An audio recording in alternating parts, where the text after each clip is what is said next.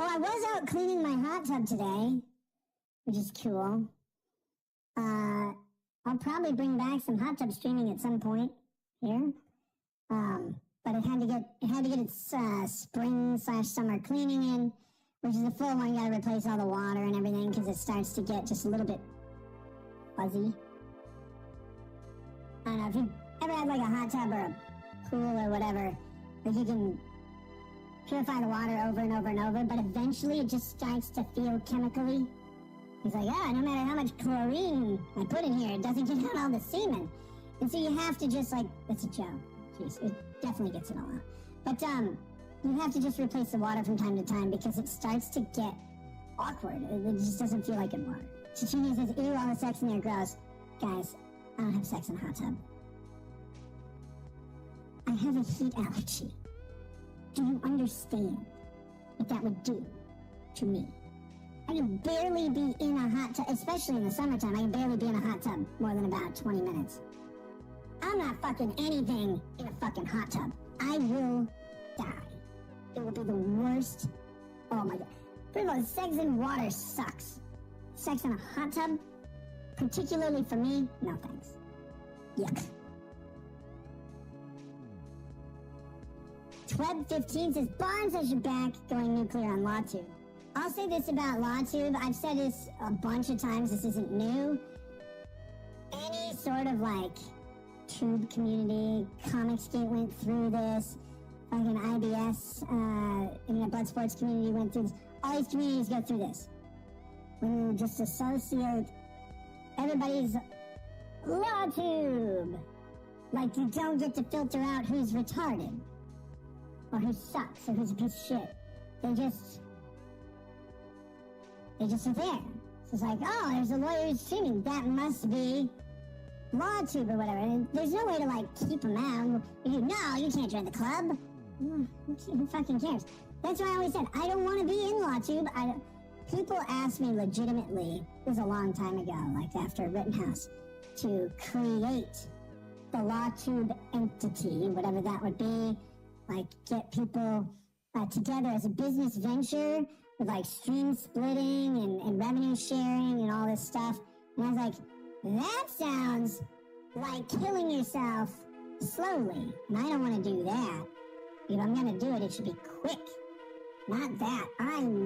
Can you imagine trying to run the accounting? And I always live stream 13.2 hours that day. It's like, oh my god. You're doing it intense and billing you?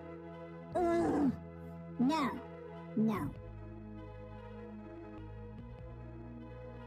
Xander Tran says, how is Jim doing? What? You mean the Jim that I blamed? That was my favorite headline, I have to say. It was about that stream. It's mysterious blames unidentified man named Jim. The Fox 9 fucking article that said, I blamed an unidentified man named Jim. I was like, oh, that's so fucking funny. God, I wish this was happening to someone else just so I could make fun of that. God, that's great.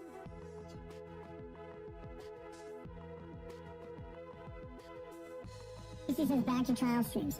Yes. One of the big changes I'm looking at making is tooling the show much more towards a daytime schedule. I've been talking about this for a while, and suddenly I've got an opportunity to do just that. I actually wanted to get into the Karen Reed case and get into it this week, and the state kept telling me places I needed to be and things I needed to do, right in the middle of the fucking day, every day this week. So that hasn't happened yet, but I'm working on that, and that shit really should tame down at some point. But, when there's hoops, you jump through them. Like Glengarry says, go back to your roots. Trial streams aren't my roots. I don't know where people got the idea that they're like, oh, trial streams are his roots, and trial streams are where he grew so much. I did grow quite a bit during trial streams. But the major growth portions of my channel were not always trial stream related, and some of the biggest growth based on percentages was not done during trial streams at all. They hadn't been invented yet by me by accident. That hadn't happened. The Vic Mignogna case was huge in bringing people and eyes to the channel. Well, the Dick Masterson case as well. In some ways, the Google case, Poppy. Like there were like moments where growth happened. A big boost was the fucking political coverage in the 2020 election. Like, there's all sorts of ways. Going back to my roots goes well before Rittenhouse and well before trial streams. I like trial streams. I want to get back to doing them. What I don't want to do is start a trial stream at 8 in the morning and then at 9:45 have to go and come back at like noon and be in the middle of the fucking stream and then have to go somewhere else at 2 or whatever. But yeah, this whole like, I know people mean well with it, and I like trial streams. From a content perspective, they're really easy to do. You don't need to do a shitload of research. You actually don't need to do much at all. You're gonna turn on a thing and watch it and comment along with existing opinions and knowledge. And sure, you can start to sprinkle in knowledge about a particular fact set around the case or whatever. You can start adding things in as a content creator, I guess. But the secret that the law tube or whatever community doesn't want to say out loud is like, trial streams are fucking easy. Except for the amount of like time that they take. But yeah, man, you just sit there and like make fun of stuff. That's great. They're also really good content. Yeah, don't get me wrong. Everybody. And I like doing them. Been looking for an opportunity to get back to them. Who was attending my stream today? For many reasons that predate my recent legal issues, it's taken a bit. Dusklight says, will you go back on the road circuit when you can? I would love to. My whole, like, I wasn't lying when I said, like, my life got fucking condensed and crunched, and the stress of life and my inability to even have fucking time to do the streaming schedule that I wanted was all real. Like, and that hasn't really changed. It was supposed to lighten up as the school year wound down. Now I have currently some new obligations to deal with, but hopefully that'll loosen up a little bit and timelines will become more predictable.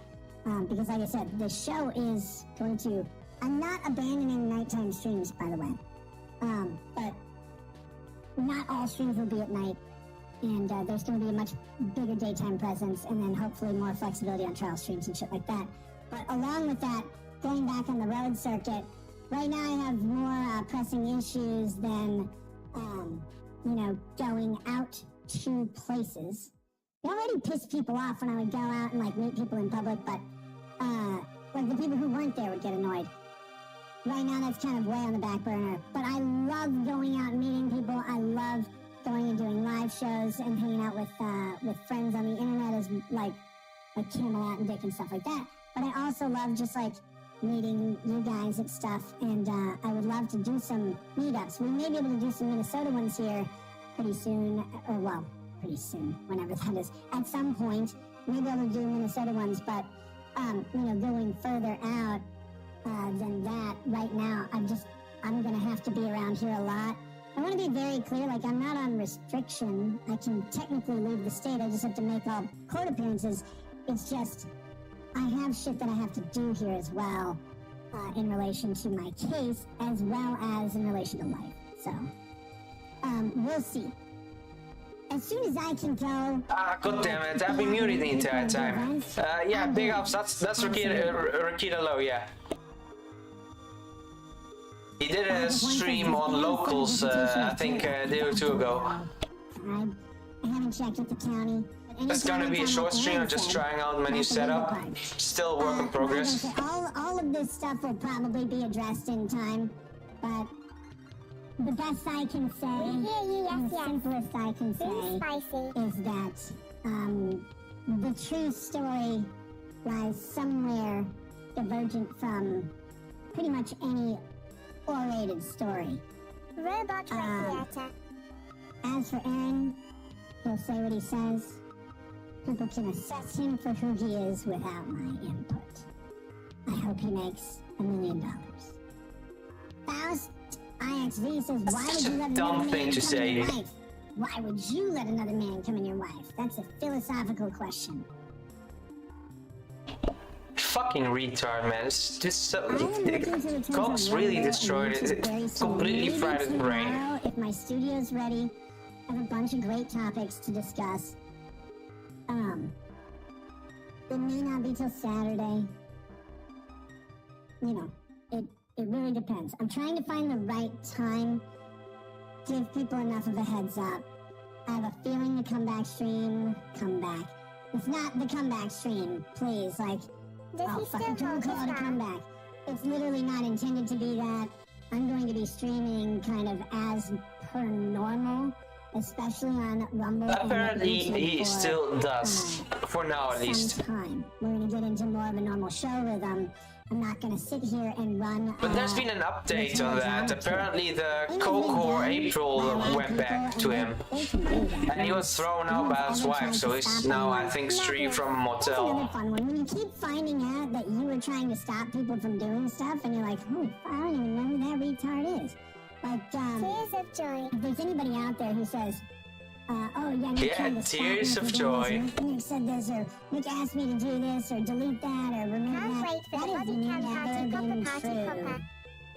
Except for one time, when I politely asked someone to take one thing down, and I said, I'm not going to be a dick about it. Me either. Or anything like that. But you just I'll try to see if I can green screen that shit out. A couple other times I asked on behalf of other people, like, hey, that's a thing that might cause someone some hurt that wasn't intended.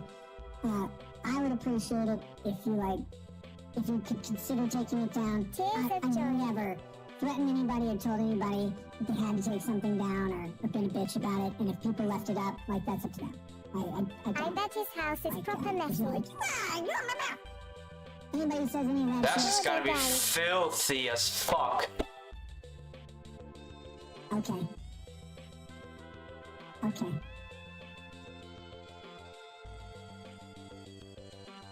I guess.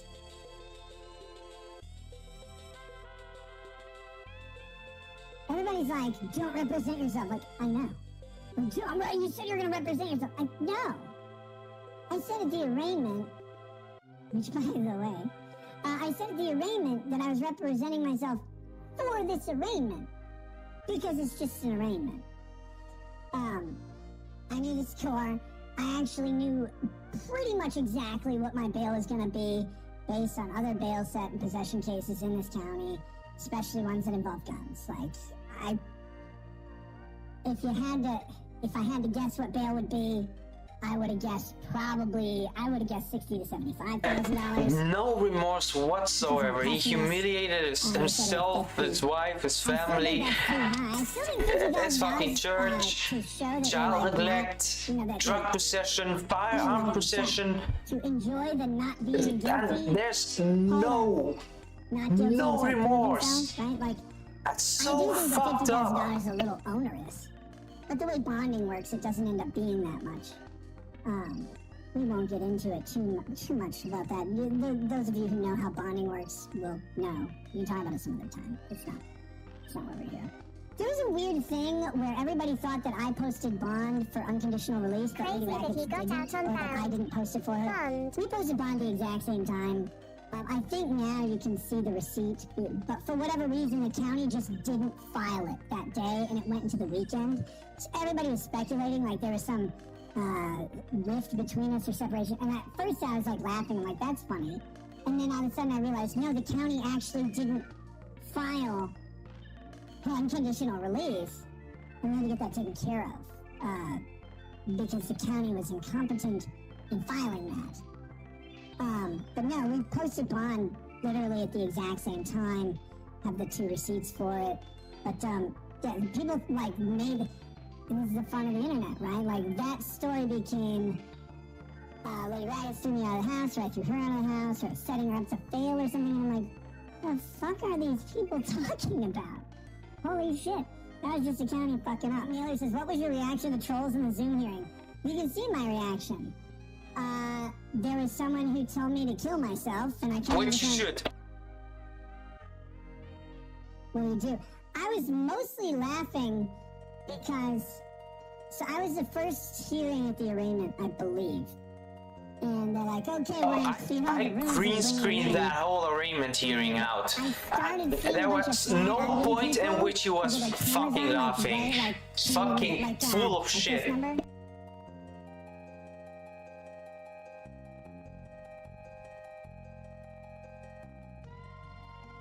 When you saw a bunch of those, like, weirdos, believe me, you've been there.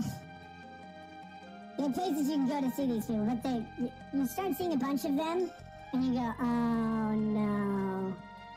The court has no idea. The jail has no idea. Like, they don't know what's about to happen. And I had no idea, like, I was in jail, right? I didn't have access to the internet. Like, it was old school. Whatever. So I have no idea, like, who knows anything. But once I start seeing those weirdos fucking pop up with bloop, bloop, bloop, and the judge is like, why are these chimes going all the time? And I'm like, oh, sir, those chimes are going to go for a while. Maybe the court admin could, like, turn off the notification sound or something, but now let's just let it go.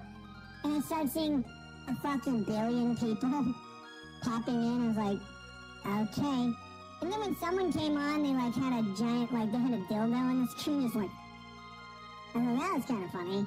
And then someone comes on and drops the N-word a couple times, and that's when, it was that one, the Rekietas, kill yourself, that didn't stop anybody, but the court's, if someone's like, N-word, N-word, N-word, and the court's like, well, we gotta stop this, and I was like, wait a minute, like, why do they get special treatment? They're not even here!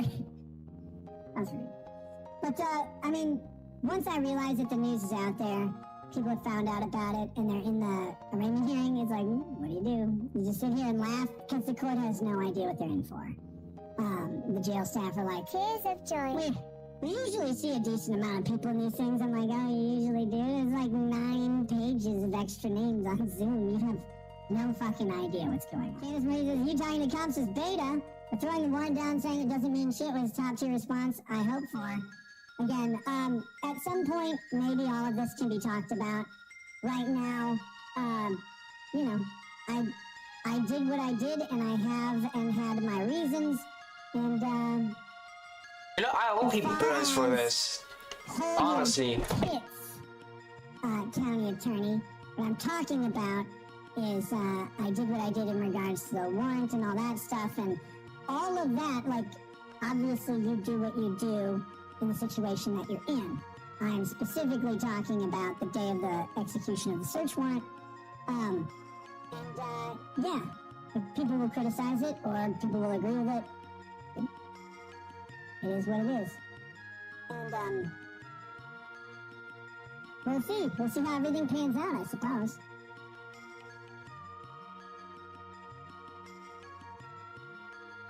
Cassie Marin says, great mugshot, locals gift. Yes, the locals gift was my mugshot. You're welcome. I've been planning it for a long time.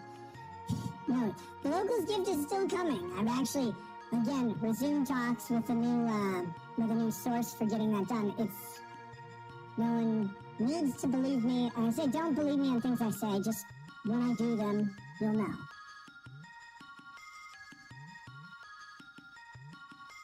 People are really concerned about my health.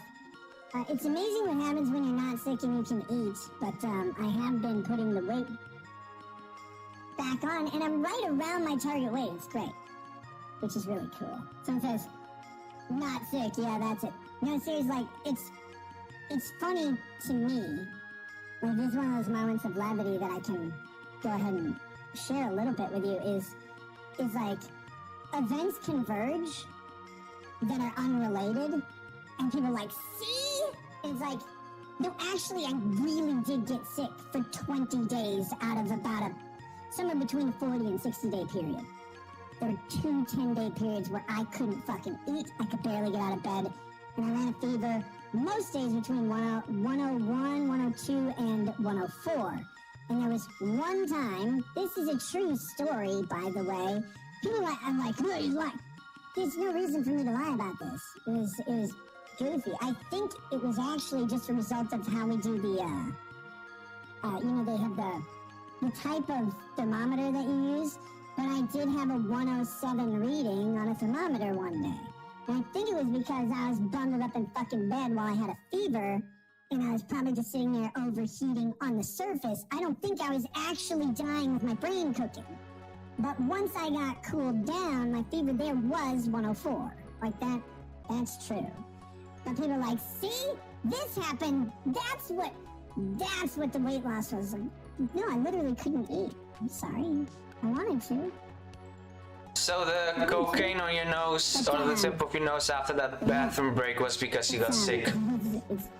Again, That's your reasoning. And you can't blame people for it. Again, they only have the parts of the story that they have. And even if, I can tell you whatever part of any story. Hey, big ups to Thailand. Being honest or not. Come along if you can't sing along has just swung You just by. have to make your Maybe swing by many more. May I'm along swim by forever. Welcome to the stream.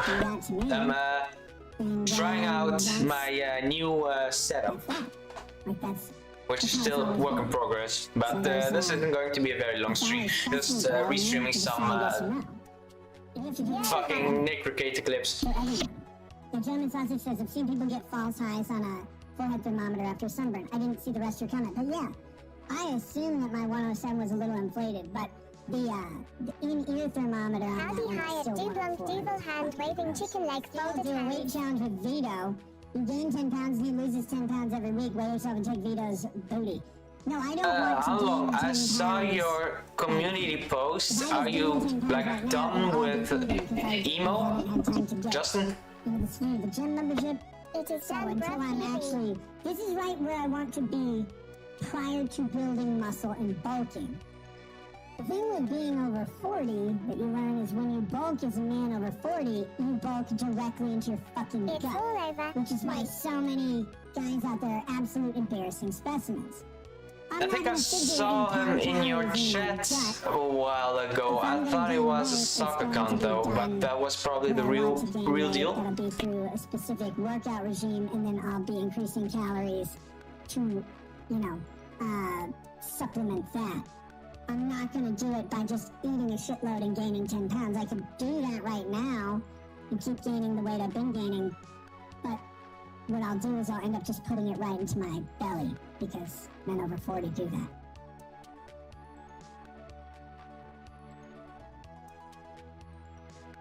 I'm gonna be a little The harsh TV is in the tricky statement. AF. The amount of bootlicking faggots out there who are like, the government said! Alright. And by the way, bootlicking faggots includes a bunch of lawyers who at every other time Yeah, will man. tell you, Dublunk you dollar. can't trust the government, you can't trust the narrative. And now they're like, oh man, look what they said, look what the government said here. And they're like just so happy about it. You always find someone's true colors when they have the opportunity to stand by what they say.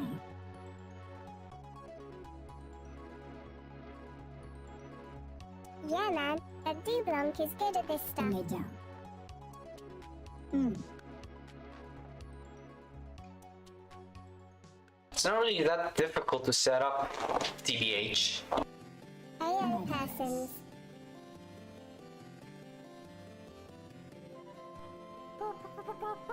Why do I have a black eye? Hingle McCringleberry has just swung by. May he swing by many more. I fell. Thanks for swinging by. It was the night of that really bad stream, and I wish I could have blamed it on the liquor, but I actually slipped on a dog and fucking hit my eye on the, it hit right here across the, countertop in my bathroom. But, like, I was torched. If I did not slip You know, on dog apparently toilet, they had I a probably pug, would have a dog, otherwise and fallen there's, because of like, drinking. Okay, I'm like, on my disappeared. It was just that Like, fucking there's no stupid. word from the Again, dog. This is the thing where it's like And they say that the dog had to If I felt spend most of the time in the bathroom because they were doing coke all the time. Fall and hit my face. Like that was true. And they hadn't body trained him, so the bathroom was full of dog shit and piss, and they all did cocaine there. That's fucking gross. Like way too intoxicated. So much liquor, and you can watch me just pounding it back, right? Like you can see it, or you could see it, or whatever. No bones about that. I wish it would have been I drunkenly stumbled and hit my fucking face on the counter, but it turned out I slipped on a dog toy. It's even gayer. But yeah, so that was my black eye. I looked super cool. I know a bunch of people. No, you look like a retard. Want funnier stories with all this stuff. It's like, nah, not really. Like, I wish there were funnier stories. At least then it'd be funnier.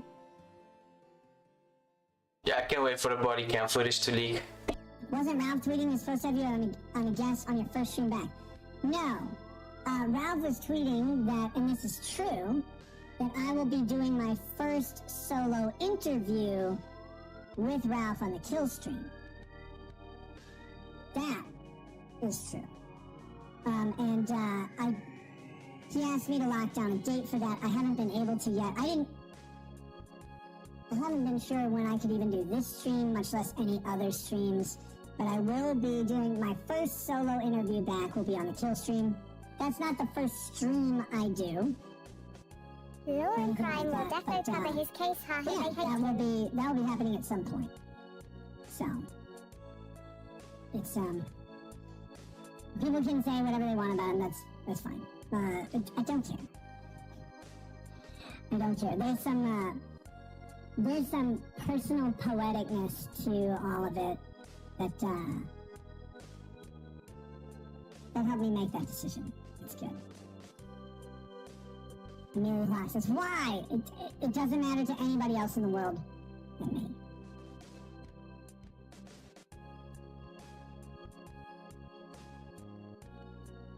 Where's the dog? Is Sunny our dog? She's in the bathroom. At night, Sunny hangs out in our bathroom.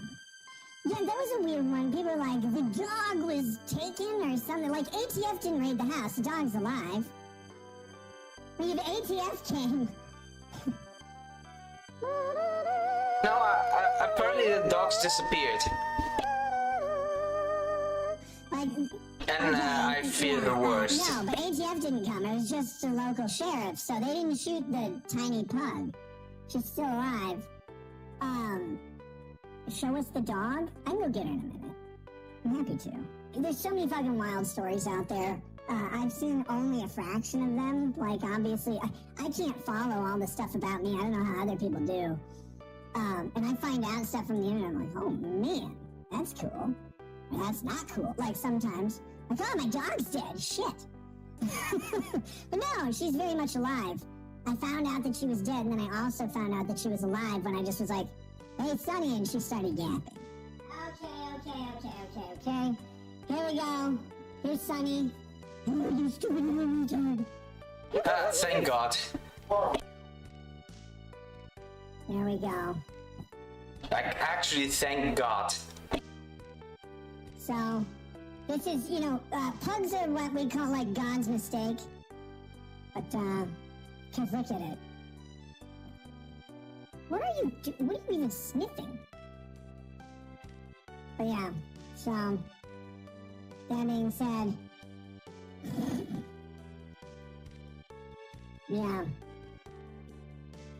Guys, dogs are so fucking annoying. And this one, oh god, being around it while it eats, it's like listening to Jabba the Hutt have sex with himself. So fucking...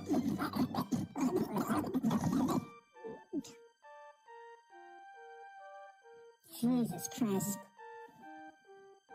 Ew, it's gross. Alright. I'm gonna go put this thing away. Yeah, I know. Okay. Look at it. It's stupid. It like... Gross.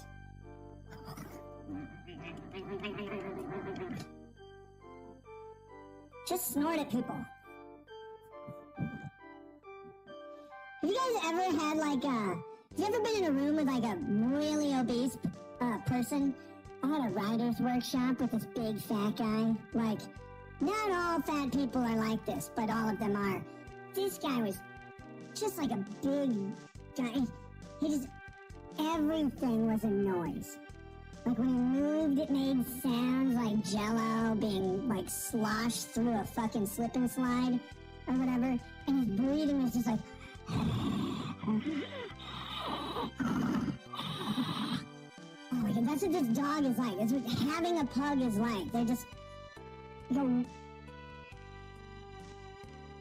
It's like an asthmatic, but it has 4 legs so it won't die. Yeah. God made you to not survive! Why did you live? Anyway, I'm gonna go take this thing back. I'll be right back and we'll finish up the show. Ow! Damn it, I just kicked a fucking rocking chair.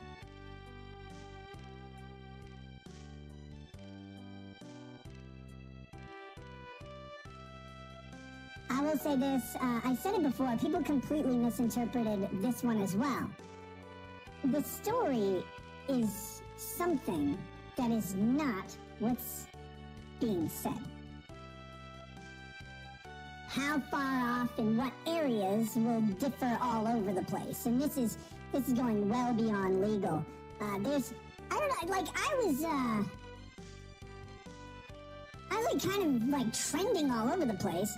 A lot of people have said a lot of really shitty things about me, and particularly me and Lady Rekietas. And I will say this one time.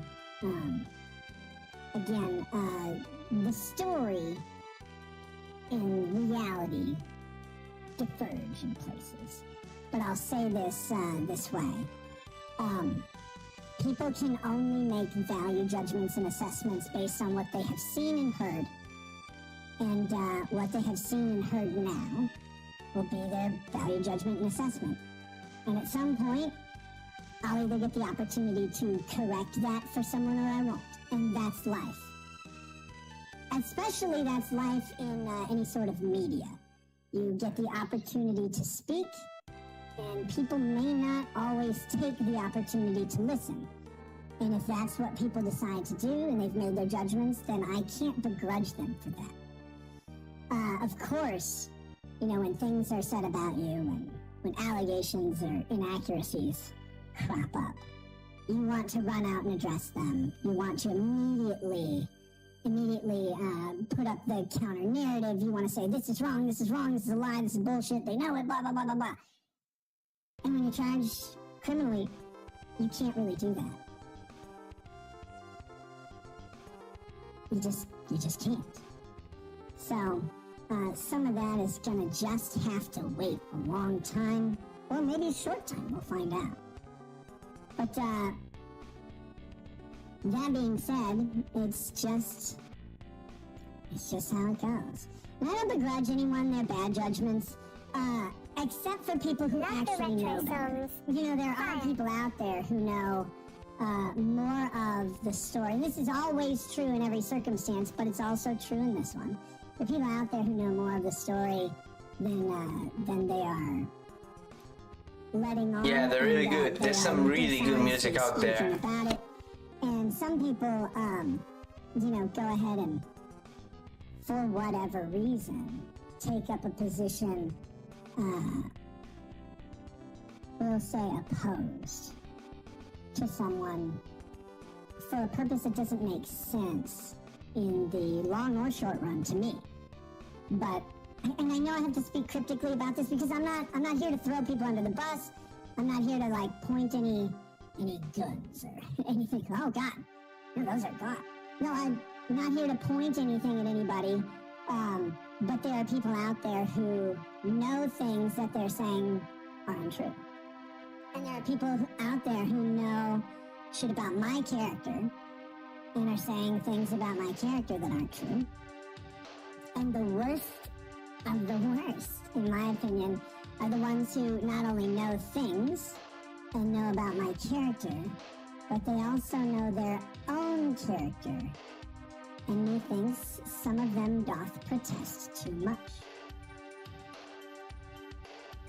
and methinks maybe some of them have adopted a position for personal gain, and they'll do that. Like, that's fine. Again, I'm not going to call anybody out. I don't need anybody to do anything. I don't need anybody to even stop watching or stop listening to anybody. BRB. It's just, I'm sharing with you guys my experiences going through this, because this is kind of like this is foreign territory, really. People have to make their judgments based on what they know. Some people are making performative judgments based on the opposite of what they know, and that's okay. Choose them. But you learn a lot in this sort of world of fucking social media and talking and networking with people about who actually is actual. And you learn it at different times. Triumphs, you learn a little bit. Crises, you learn a lot.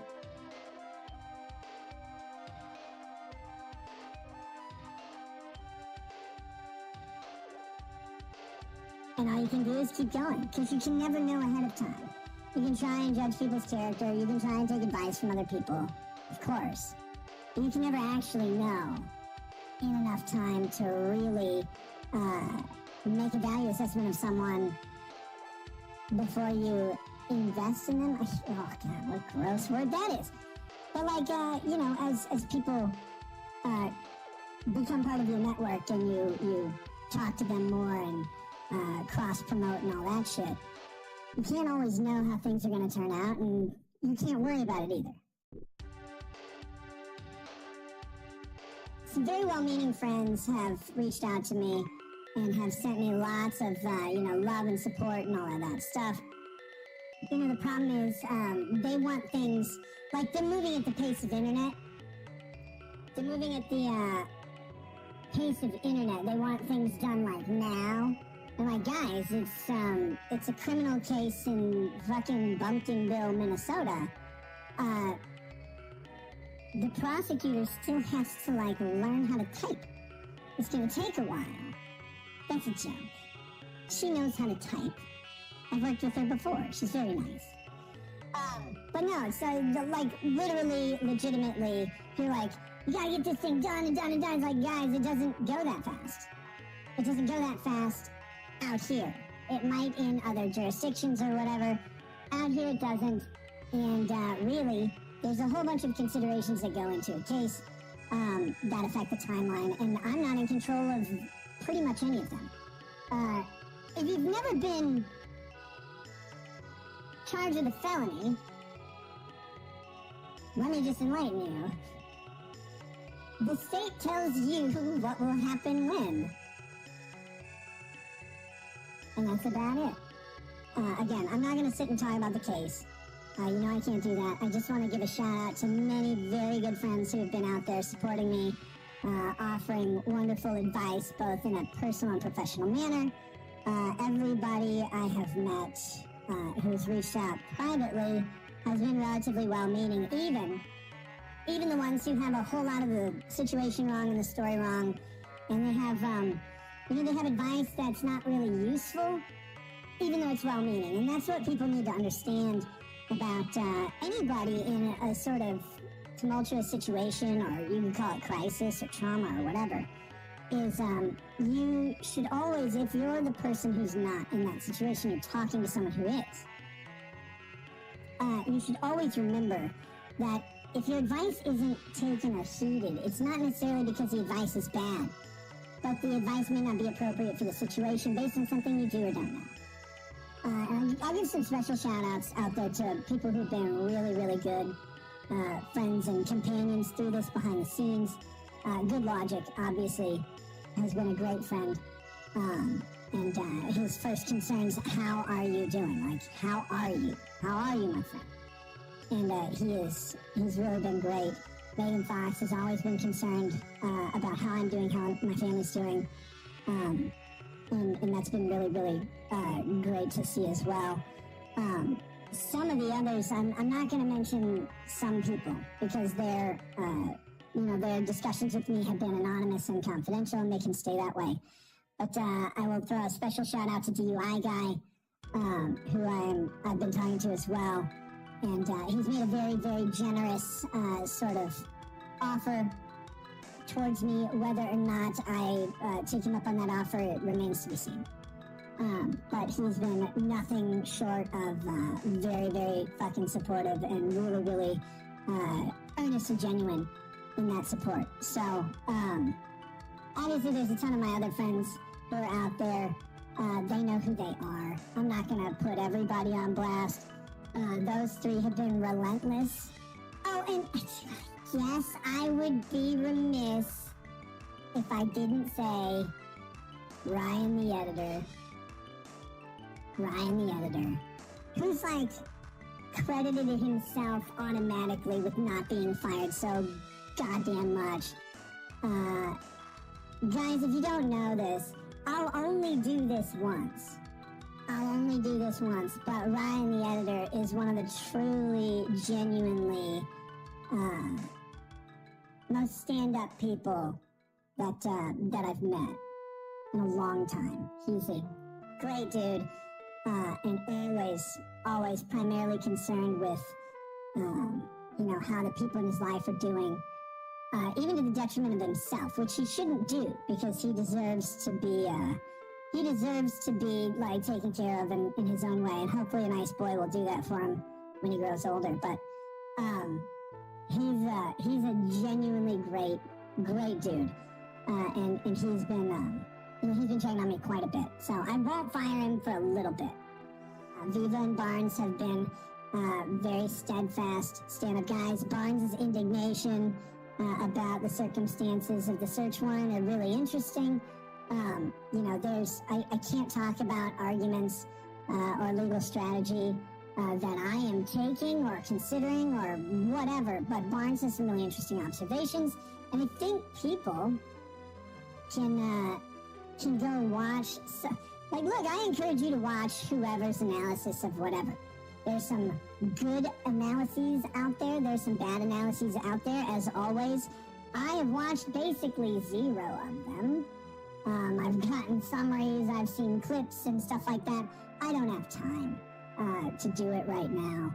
It's crazy. Most of my free time right now is responding in some way to some messages from someone, and someone's always like, it's weird because you want to like just queue up messages and be like, okay, I'll get this one, then this one, and get them in order, but it doesn't work that way. What ends up happening is I suddenly have, a little bit of time to go ahead and tackle some social media communications, and what I find is I'm responding to the most recent one that has hit me at that time, and that's the best way. The support and the concern has been pretty overwhelming, which is great. I also have to say, obviously, Camelot, my boy, is out there. Guys, check out Camelot's racing shit. It's really, really fucking exciting how well that's going on. Kurt, I see him in the chat. He's been awesome. Really just a bunch of people have been great. I'm sorry if I missed someone. The people I talk to personally know who they are. So. Oh shit, lead attorney, obviously. Always forgetting the black guy. Lead attorney has been wonderful. And again, I haven't watched everybody's shows, and some people will send me a clip or something, or say, hey, so-and-so said something about you. And some people it sounds like they're concerned that someone might have said something negative at some stream somewhere, and guys, it's always been this way. People are allowed to have different opinions about me. They're allowed to make up their minds on whatever I don't want to say the evidence, that's getting a little fucking official here. Whatever the story that people know is, they're going to make decisions and judgments and assessments based on the story that they hear, right? That should be obvious. I'm removing most of the alcohol references from the show. I won't be drinking on the show, at least for quite a while. Just because. Maybe I drink That's too much probably on a the show. I great don't know idea. if you guys know. And sometimes I drink too much on a show.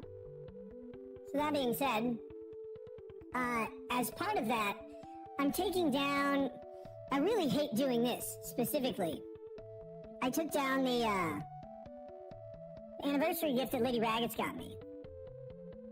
The anniversary gift that Lady Raggets got me was the liquor bottle painting that was behind me.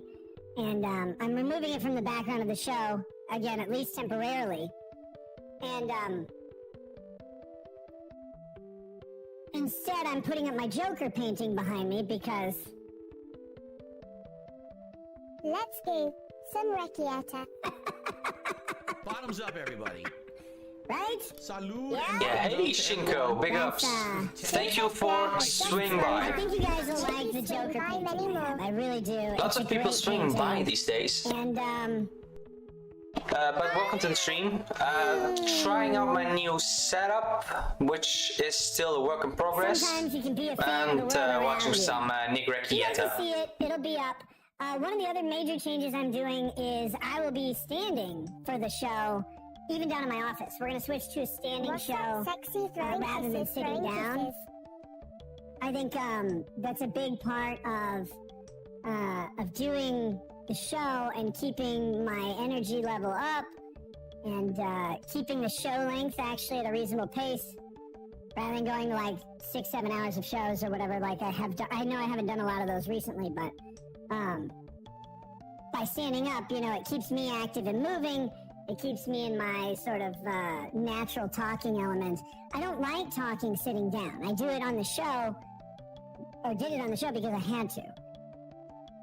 Oh yeah, Shinko, Find out I very quickly. loved your one of your recent streams where you added that really gave voice to DSP when he was eating that Mexican food. I love my ass off. That was some good shit. Big ups. Some of them have trouble like keeping both eyes in a forward direction, like in looking towards the future. Some of them just always keep one eye on the grift. And they limp along in this weird sort of manner, trying to pretend that they have any fucking idea what's going on. They don't. LMAO. It's just a TikTok They know filter. so little that it's embarrassing. But you know, that's fine, because they can pretend to be a lot of things. Like good with women, for example. I'm coming after one person and it's so gay. Oh, no. Believe me, I'm not coming after anybody. I made fun of Legal Mindset because he's a retard, but that's his own problem. I literally just made fun of him. Yeah, it's because he's amazing what a retarded. few simple He filters acts like a can super Chad accomplish. ladies man as he looks off to the boys' room with one eye, the girls' room with one eye, and limps between them because he can't decide which one to go to. I'll make fun of him because he's dumb. That being said, I'm not going after anybody else. Right now, specifically, because I don't need it. And you should still watch him, by the way. And no one should stop watching Legal Mindset because I made fun of him. We're all allowed to make fun of each other, right? Like, that's okay. I thought. Is that not okay? So wait, he's streaming standing to prove that he's sober. I have no idea why it's streaming. It should not be streaming. It is. They're gonna grow up. Yeah, that's it. This more self-reliant. were a series of clips from a recent stream, I think a day or two ago. He did that on locals. But yeah, there's no remorse, man. He's a drug addict, narcissistic, alcoholic, child neglecting piece of shit. And he really deserves to burn for this one. And you have like retards like this defending him. Nina Infinity or whatever.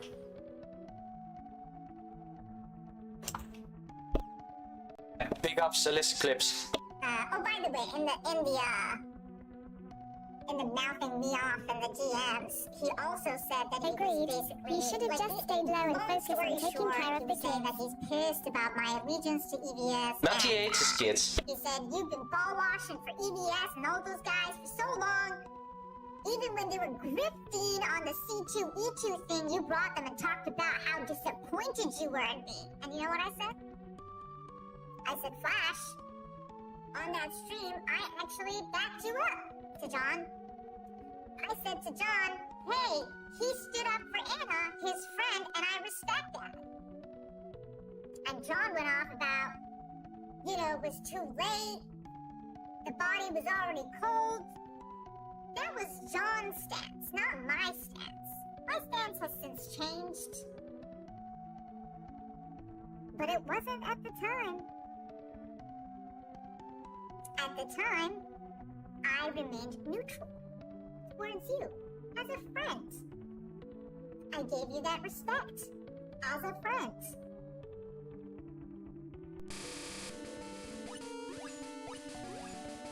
You have to wash yourself, you have to take care of yourself. You know what I mean? If your parents are not gonna, it's a very scary situation to be in. But if you are thrust into that, what can you do? Real talk right there. What do you do? What do you do? Right? That's the thing. It's the real talk. Is what Mark is talking about now. He's like, you know, I kind of see where Ethan's coming from. Ever notice how all these videos from different Rekietas sound just like a DSP Ethan stream? is from a different generation. People like Mark and Ethan are from another generation. So am I. I don't know how old Flash is, but that's the kind of stuff that we used to do. Everybody's parents was fucked up when I was growing up. Literally everybody's. Either were poor or drug addicts or something. Something was going on. Yeah, true. Everybody. And yet we all made it. We all fucking made it. And then look at this. I guess that's what your show turns into when you sell your soul. Like literally every single one of these fuckers. They all make content on how stupid this generation is on a daily basis. On a daily basis, you go look at TikTok. You're constantly talking about how fucking retarded these Zoomers are. Constantly. And then now, all of a sudden, you know, the olden days are wrong again. All of a sudden, that method or all the stuff that we went through, like, oh, well, fucking bullshit on that. Well, damn it. Apparently we're all okay in child neglect. All of a sudden. The fuck? It's life, man. Shit happens. Parents get addicted. Parents die. In accidents. You got in a fucking car accident, the kid's gonna have They to step had up. their children. They neglected their children to the point of them starving and being stinky. Big ups, right, Ray. And this is all this bitch has to say. Shit happens. Alien concept. You know what I mean? Like if you're a Talking teenager, about you know the what I mean? age It's difference like between you can't let generations. your burnout parents drag you down. So I mean, Oh shit! Look at that! Mark coming in with some real talk again. Can't let your fucking crackhead parents drag you down. Yeah! You can't. Or you're gonna fall. You can't. And you can't let your siblings go either. Because that's what you do. You step up. It's just the way fucking life works. Oh my god. it's an unmistakable problem that's going on here. I was gonna stay out of this mostly. I just want to say this one thing as a parent, real quick. Yes, it's one thing to expect a 15, 16, 17-year-old to be able to take care of themselves. That's one thing. It's another thing to expect that same 15, 16, 17-year-old to be taking care of 4 other fucking kids. It is not their responsibility. Nobody said it is, Tom. Nobody said it's their responsibility. It's just life. Yeah, they're spitting this. They're framing the kids I'm for not this. getting that right. It's not fair. It's not kind. It's not just. Sometimes it's fucking shit that you get That's had. what these fucking pieces of shit are saying. They said that 16-year-olds should have taken care of her siblings, while the parents were high on drugs, Tom, you should know that. Nobody's saying it's right. getting cocked. Nobody's saying any of this is right. But part of this is ideal by any fucking means. Nobody's saying like that. Nobody's saying that. Also, if the kids are mature to do that, What we're saying is we're hoping the kids are gonna be okay making them when parents mature. get fucking help. Either way, it's a losing argument. Apparently what Valiant wants. It's a retarded one, but I guess they have nothing else. Hell claim. We just want Nick to get And better. they're not helping anyone by using this argument. You know, we want him to get better, but You want someone to get better, call them out on shit. to get taken away. You're just enabling them by defending them.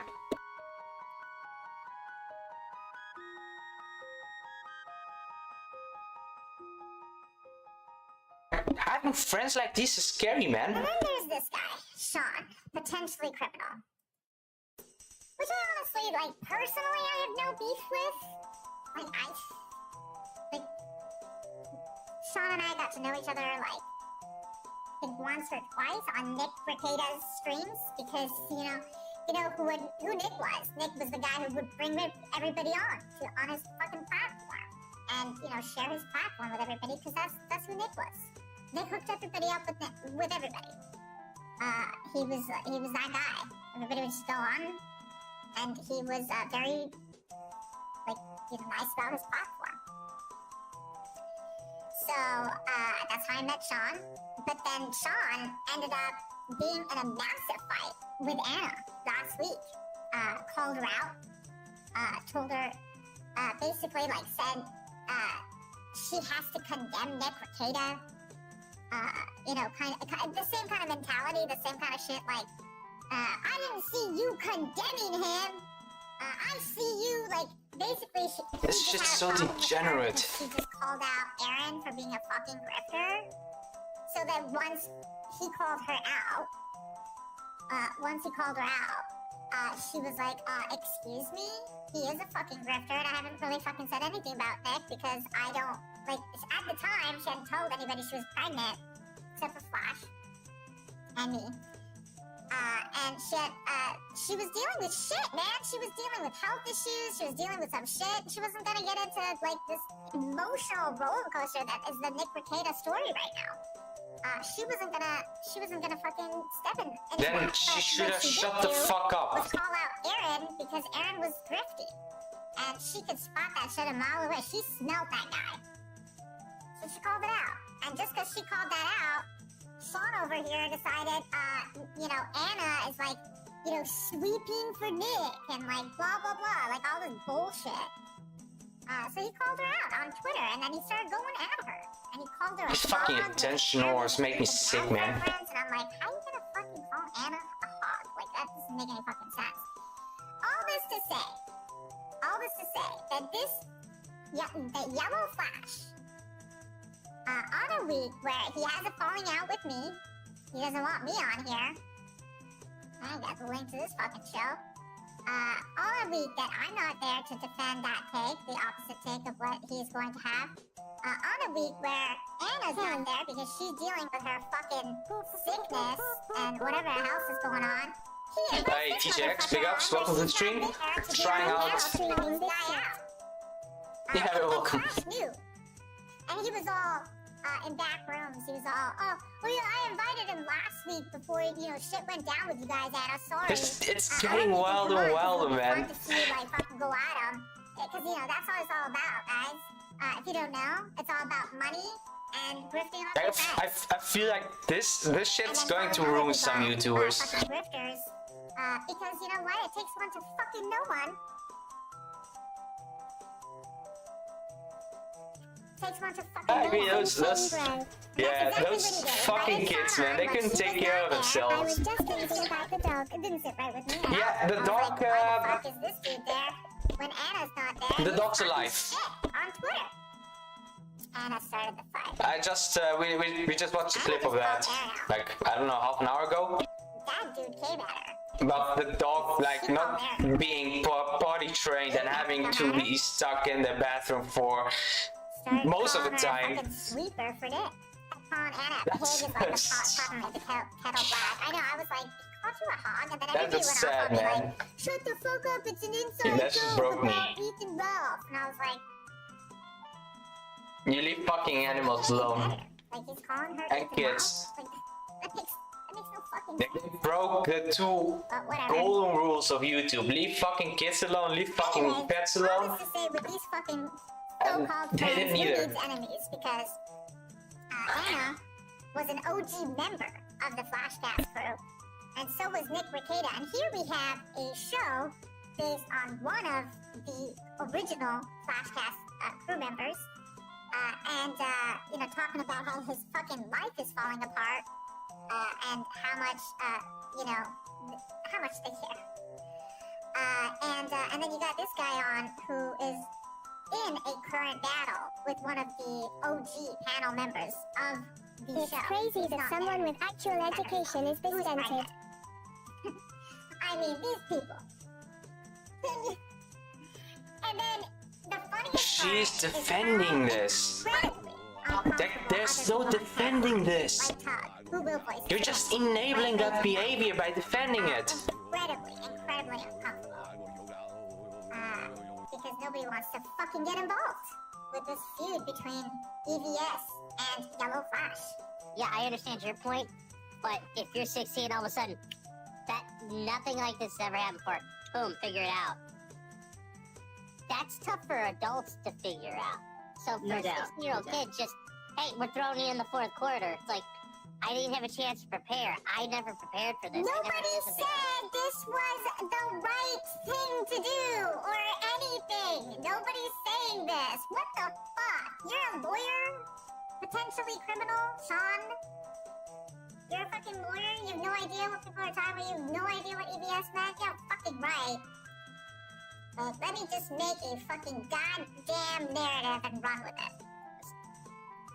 You know, okay, yeah, he understands to take a shower, but at what point, like, okay, well, how do I make sure there's food coming? How do I make sure they're taken care of? How do I arrange for all the other, like, there's a million things, like, okay, yeah, maybe he took a shower, but that's about it.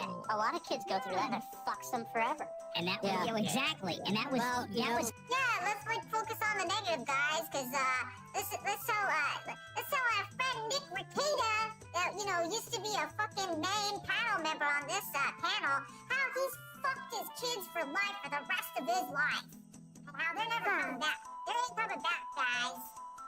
Let's tell This lady's fucking retarded. How Nick's kids have no hope. I don't blame people for going after her. 30 years ago, 40 years ago for even. We're talking about in 20...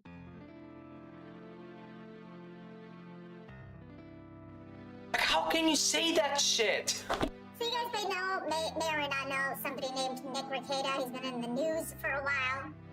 Nick is a friend to this channel. He's my friend. Was she smoking with Nick or Ashamed to say that something? Nick Rekietas is my friend. He is Why are they so invested in defending my him? friend.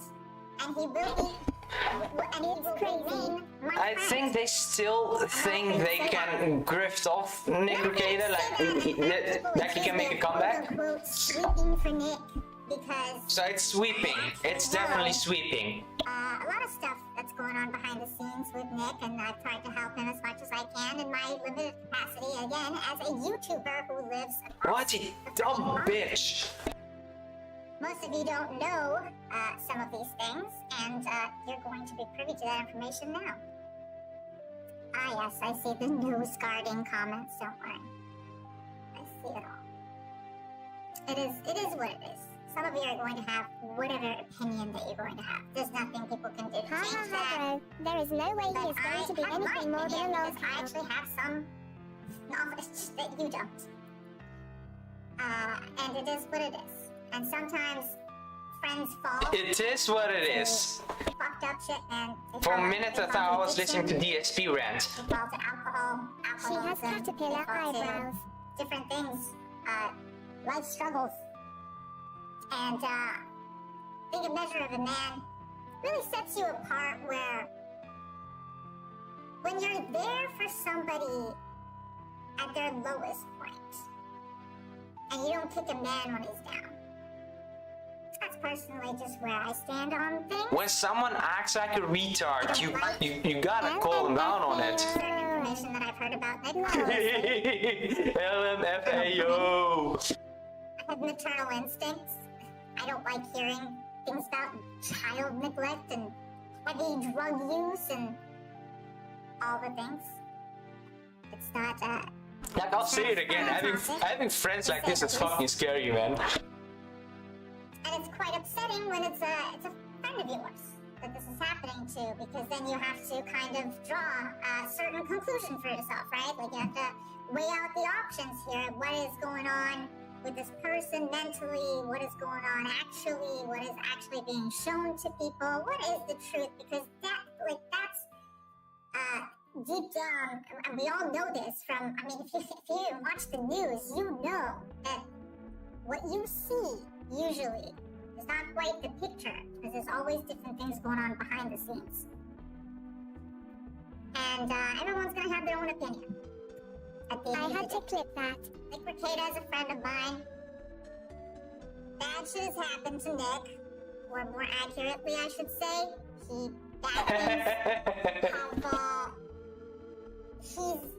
made bad things happen to himself because of the choices that he has made. Now, sometimes you fall. He fucked up. That's life. You gotta pick yourself back up.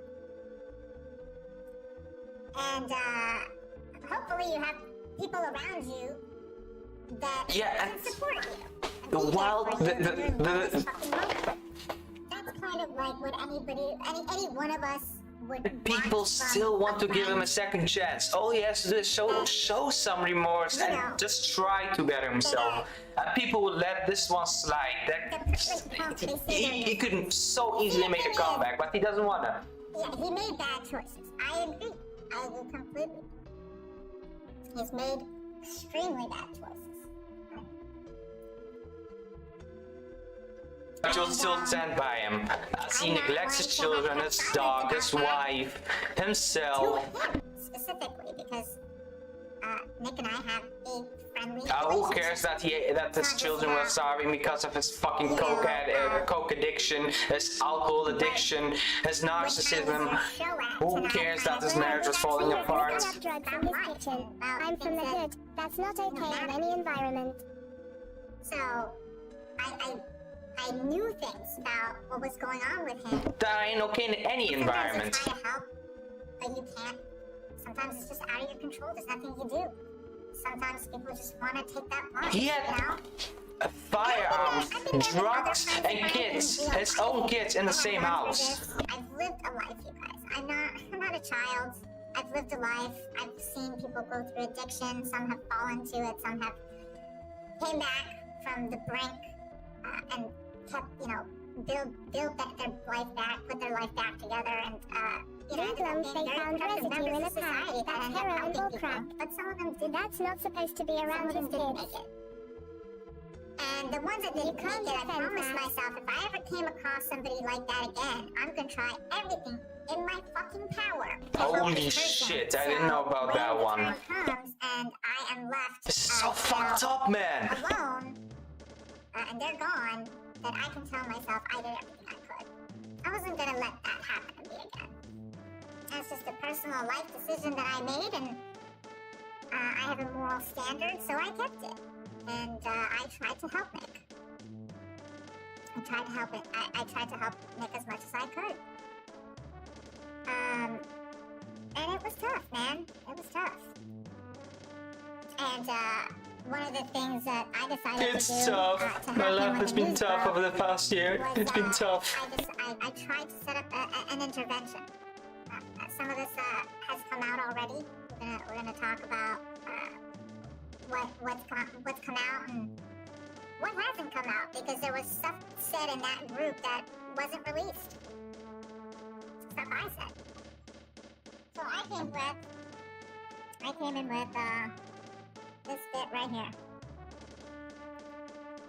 Where I said, Nick, Flash, and everyone in this group cares about you, and what he's saying to you right now is coming from a place of love. You lashing out at Flash doesn't change the fact that I smoke weed. is true. I don't smoke nor keep We've weed all anywhere seen in it. proximity near my For kids. myself, When I smoke, it's when I'm usually taking a long walk or in a shed out back. completely destroy their lives the lives of the people around them, and ultimately end up dead because of addiction.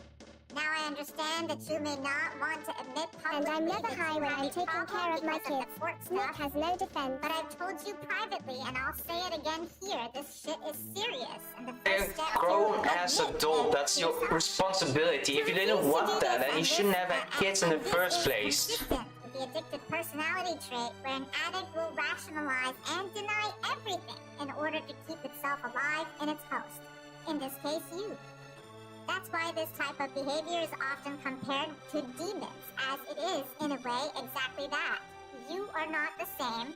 Hang on. And exactly that. You are not the same person you used to be, and the more you deny this, the further you'll slip. It's extremely sad to watch. Child neglect is often a side effect of drug use.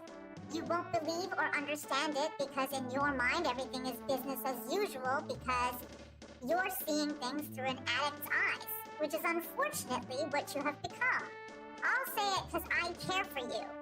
And you can call me stupid bitch or retard or whatever else you want, I don't care. Because I know it's not you, it's the addict. I forgive you. But you need to get I help, brother, forgive before you. you lose everything, and by everything, I mean your life. And this was liked by Yellow Flash. You can't tell, because it doesn't say who it was, but it was Yellow Flash who liked it. At the time. I said to that to Nick, and that's when he goes... If she had just left it at that message, then people won't be going as hard on air as they are right now. She can't shut the fuck up, just like ESP. Because they didn't talk about it. And you know why they didn't talk about it? Because it wouldn't fit Flash's narrative. It wouldn't fit. Because he's trying to say he's a victim, and Ethan's constantly trashing him, and nobody's there to stand up for him because me. It's all about me and not anybody else. But there I was defending him to Nick when Nick was going off on him. And I was like, hey man, you know, Flash is just coming at you with love. And you're here, you know, being an asshole, or whatever he was being. I called him out. I was like, you know what? That Nick, Flash is coming from a place of love. We all were. So, see this part where Nick is replying, cool, I'm literally talking I see the about bullshit engagement by swelling the vortex, but don't understand the fucking optics in the real world. This message, this is the response to me. Okay? This is what I wrote. Like when I wrote that message, Yeah, pretty much. this is his response to me. And this is me giving him a thumbs up because he says I'm not saying anything else in here, talk to me in DMs.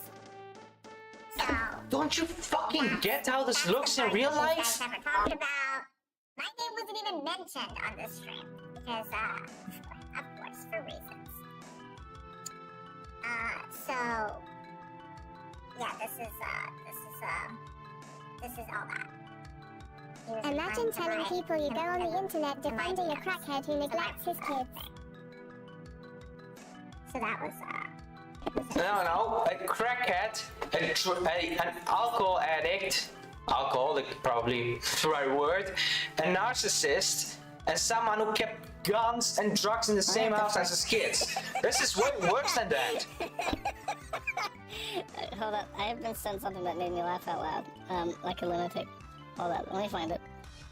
And I'll just leave this up. Here we go. Ceiling Cat has funneled in through the jail and is now talking to him from his cell, like, meow, we can get you out of here, meow. Stand on the bleachers, I'll pull you up, meow. Happy 4Gs and shit. No, post this is crazy X Twitter message, and that'll be it. Dude, he's had all this night dude think went about for what fucking fucking full messages house he's of gonna post on degeneracy. Twitter as soon as he gets out of jail, and I have to unblock him so I can make fun of him. Okay, here we go. Here we have chat and exhibit. This is a picture posted by Cassius on the Zitter. And this is a young, spry, youthful, happy Nicholas R. Rekietas. A still very high on cocaine, Andy Worski.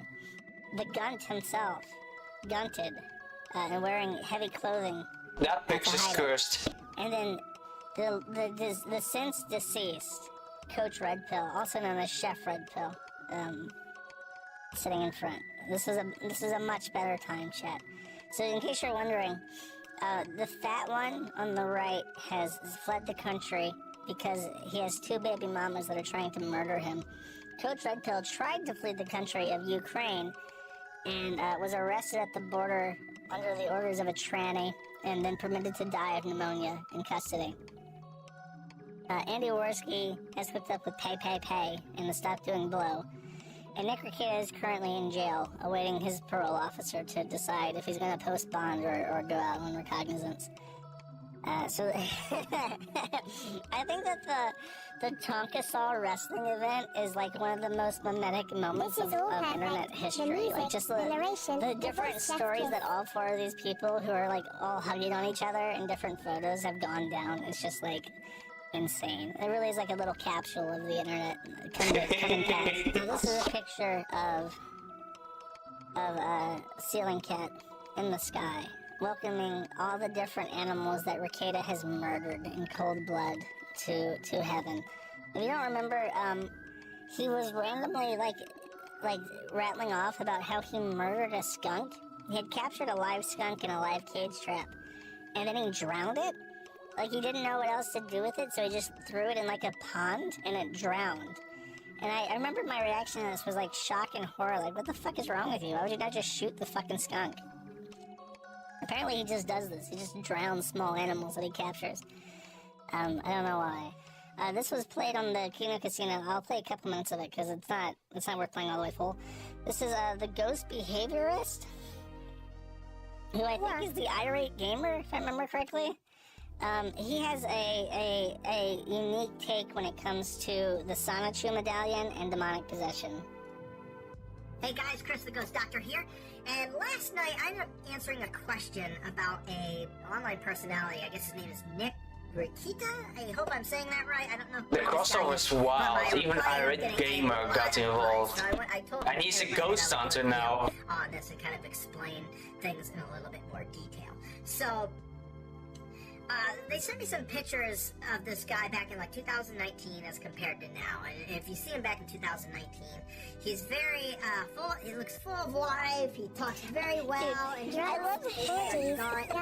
love how when people talk about Rekieta, they just jump to this statement. He used to be so full of life, as opposed to now, living Rekieta so empty, so zombified. The faces of Neff, just no soul, nothing left inside of them. It's like there's no coordination between Megan Fox and the irate gamer. He just looks at Rekieta and says he used to be so full of life. It's just like immediately what people think of when they see him. Videos, I guess he slurs his words, on the verge of passing out from time to time, and people are like, what is going on with this guy? Because I guess he's an alcoholic. At one point he put a necklace on, and I guess there's some theories out there that it was cursed, and could that do anything? Yes, the curse of Sonichu. I'm not going to say that's the complete catalyst of it, but it could have, him putting a Magician curse. I want that to be true so badly. That's so funny. You don't know how to properly cleanse yourself or your space. You know, once these things start to slip in, they can kind of like plant their flag and start to invade that space and wreak all kinds of havoc on their life. I think somebody told you he divorced over time. Is he talking about the Sonichu demon, or is he talking about April, the Imholta, the evil April that got into his life and just fucked everything up with poor helpless Nick Rekieta, adrift, unable to defend himself against such an evil she-demon? So, yeah, they can just get in and cause all kinds of havoc in your life. And I saw that he's an alcoholic, too, and that's kind of taken over his life as well. And the problem with this is every vice, human vice out there, drugs, alcohol, even porn, has their own frequency level that attracts beings in. They have their own frequency beings. So, you know, you have these alcoholic spirits around you, constantly feeding off you because they love that. You know, they're not living. They can't drink a beer, so they have to drink it through you. I think that's my favorite part. There's 2 parts of this that are really interesting, besides like what he just says about like Rekieta. I like his theory that there's like alcoholic demons out there that are like really, really thirsty for booze, but they can't just like go to a bar because they're like dead. So they have to like vicariously drink through Rekieta. They have to compel him to booze it up so they can have some liquor too. They're feeding off you. What if it wasn't the medallion? That but April thinking face. This is why we see the life force kind of like draining out of this guy over time, because maybe that's exactly what's going on. Something is feeding off him. I've come up with different classifications of spirits, and parasite spirits are just one of those things. They feed off people, places, and things. So yeah, this is a thing. I'm dead serious here. Over time, he's also gotten talking about sex more and sex acts and things like that, and that's another attribute to this. You know, you get more guttural in all your actions because you have nothing inhibits you. You just throw it all out there because you just keep moving that line forward like, oh, I got away with this, I could do this and this and this and this. We see that a lot in our culture. And that's, you know, I lost my father to alcoholism. Okay, so this is the other thing. This is not funny, like what he's about to say, but it really it really indicates to me where like his ghost hunting stuff comes from, because I kind of get the feeling that like his ghost stuff is like coping with his father's alcoholism. No stranger to this. I've seen how this can wreak havoc, and I had a lot of paranormal things happen around me because I'm just open to it. When my dad would drink, things would happen. I would see shadow people. Things really got crazy. And so, yeah, the guttural thing, the life force thing, also just want to put it out there. Back in 2012, my YouTube channel was the 55th most subscribed channel. Okay, I'll leave it at that. I thought it was interesting that he basically blamed like the glasses being thrown across the room and the weird thumping he heard at night to be like demons instead of like his drunk father like crashing around the room. So that's the ghost hunter thing. So I got a lot of hate. I got a lot of hate for that tweet. People weren't happy. And got a lot of DMs. You need well, to no shit. clarify what you're saying. You have to tell everyone what you actually think of Nick. You have to tell everyone. Because you're like, Nick, you're sweeping. My God. My God. Does everybody all of a sudden turn into fucking the fucking chick from The Simpsons? Mrs. Lovejoy all of a sudden. Somebody please think of the children! For the fucking love of God, the dads! Well.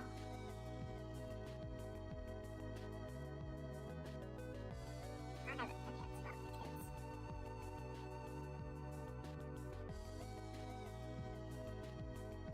So I made that tweet, people got mad. One specific person got really mad. Oh boy. Really? I'll be right back. The walk back will be insane. Yeah, definitely. I'm looking forward to that. And he said, hey Nina, fuck you. Fuck you for standing up for what Ethan said about I grew up having to become self-reliant, having to make plans, having to, cope with life, as it were, being unkind to me, being unfair, and finding a way to be self-reliant. I didn't become a welfare kid. I wasn't like, I never took a handout. I never did anything like that. I got a job when I was 15 frying chicken, and I worked all through high school. The minute I could work, I started taking care of myself. And then when I started making real money, like at 17, 18, at the caricature stand, and then going to work for Harris Comics, I started paying the bills around the house with that money. So, listen, this stuff actually is probably, I know this sounds hard to believe to some of you pussies, this is actually going to be good for the kids, okay? In a way, it is. They're going to grow up to be stronger, more self-reliant, as long as they can, they realize, to some degree, we gotta make sure our own clothes are clean. We gotta, we gotta feed ourselves. It all sounds terrible. It's going to be better for them. It was better for us, in a way. It built stronger Americans, okay? Which is how I see it. Fuck you for sweeping for Nick and ball washing for fucking EVS and la-di-da-di fucking nada. And that person was Yellow Flash. He was pissed. Told me to go fuck myself.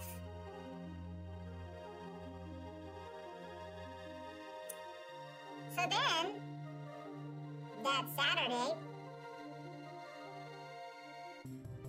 he did a stream. He did a stream about what happened. About the DMs leaking. Because it was his DMs that got leaked, guys. So he has to talk about it. He has to talk about his previous friend who's going through fucking hell right now. He has to fucking talk about it.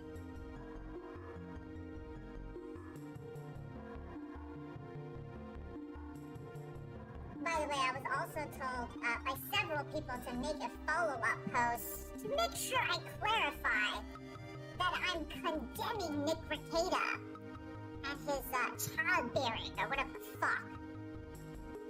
To which I did, because I was like, you know what, that's fine. I'll make another post clarifying that I'm not fucking excusing Nick's behavior, because I'm not. It's not an excuse. To say I understand that Nick's kids may actually end up okay, guys, like, no, it doesn't mean that I like the fact that he neglected them. That's bullshit. So I actually had to clarify. This shit with the condemning, y'all can fuck right off. Sick and tired of everybody just being like, oh, just because you didn't say A equals B doesn't mean there's a C. You have to go out there and condemn everybody. Because if you don't condemn everybody, then what the fuck do you stand on, really? So I made this follow-up tweet saying, there's been concerns about my post and several people have contacted me and are concerned. So I wanted to clarify that first off, I see exactly what you all see, that Nick shows the classic signs of an addict, and until he assumes responsibility, he won't get healthy. With that said, I always try to look at the positive, even in the negative, to try and find a silver lining, even when there doesn't seem to be one. From my perspective, the tragedy of war led me to immigration, where I had to grow up fast and take care of myself, and I became stronger for it. My post was finding that silver lining. Like kids that go through struggle and tragedy, a lot of times grow stronger and become better versions of themselves and better versions of their parents. In a sense, the parents show them what not to be. This is more of a philosophical conversation than anything else, because I understand that emotions are high and that people feel betrayed by Nick and the picture he sold of himself and his life. Remember, a beautiful flower grows from a bed of manure. So once again, I had to clarify what I was talking about. Flash kicked me out of the Flash DM group, the Flashcast DM group. He kind of soft blocked me. And then he, kicked me out of everything, which is apparently exactly what he did to Comicsgate, by the way. You guys talked about that before, where there was some sort of Comicsgate group, and Yellow Flash got into a fight with EVS, kicked EVS out of, or basically blocked EVS and whatever, and then something happened with that group, and so it fell apart, because it was like a bunch of comic skaters, and basically he fucking told them all to go fuck themselves too, and not in so many words. Well, he told me to go fuck myself in those exact words. So once he did that, I was like, oh, okay. And me, being the nice person that I am, responded kindly, and I basically just said, hey man, surprising that that's how you feel, because I've always kind of maintained my neutrality towards you and Ethan. I've maintained that I don't want to be part of your fucking drama. And I haven't been part of this fucking drama. I haven't said anything about it. And the tweet that he had a problem with was specifically addressing something Ethan said about Nick's kids. It had nothing to do with Flash. The only thing that it had to do with Flash was that it was done on Flashcast, or Trashcast, which is a show that Ethan does to shit on Yellow Flash. And Ethan, hey, that's his show, man. That's the title of his fucking show. That has nothing to do with what I said. It had nothing to do with Flash. It had nothing to do with anything. But, guess what? Sure sounds like Ethan's right, doesn't it? I mean, my God. Says Flash kicks everybody out of a fucking group. What does he do to me? He did the exact fucking thing. He told me to go fuck myself. I think some of the weirdo TV Farms people in the house putting like booms in the chat. I don't care. Like, let them go, guys. Let them do whatever they want. It's fine.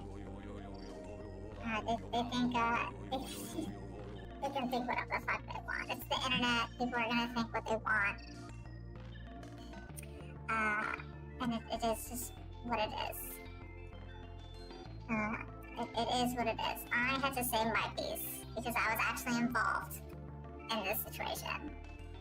And I don't appreciate being disrespected and constantly told who to hang out with and, who not to hang out with, what to do in this space, what not to do in this space. I mean, everybody can go fuck off. It's a really fucking bullshit scenario. People are like, the Kino Casino has won. By the way, that fucking fat fuck Kino Casino that's never touched a woman in his life. Watching that interview with him and fucking, what's his name? Aaron or whatever. Trying to get like details about like what happens during sex. Dude, this guy's he's clearly still a virgin. That's why he's obsessed with knowing details about people's sexual lifestyle. It's really fucking weird. Really fucking weird. I am now taken aside.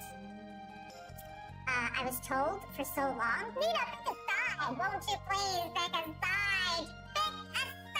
Do you want EBS? Do you want Flash? Who you got? Well, now you got EBS. Because I don't like being told who to hang out with. I don't like being disrespected. I don't like people telling me to go myself. People who I think are my friends and who genuinely know the kind of struggle and pain that I've had to go through, that I've been trying to, help this man, who they're very aware of what's going on. So now, to have that said to me, I'm like, you know what, fuck this. I don't need this shit. And now I have picked a side. And I pick Ethan. I pick Ethan. And, everybody else, you guys can go fuck yourselves. I really don't give a fuck about all these weirdos in the chat right now. You guys are hilarious. As if this is gonna affect my opinion in any way whatsoever. She used the virgin card. Yours. It's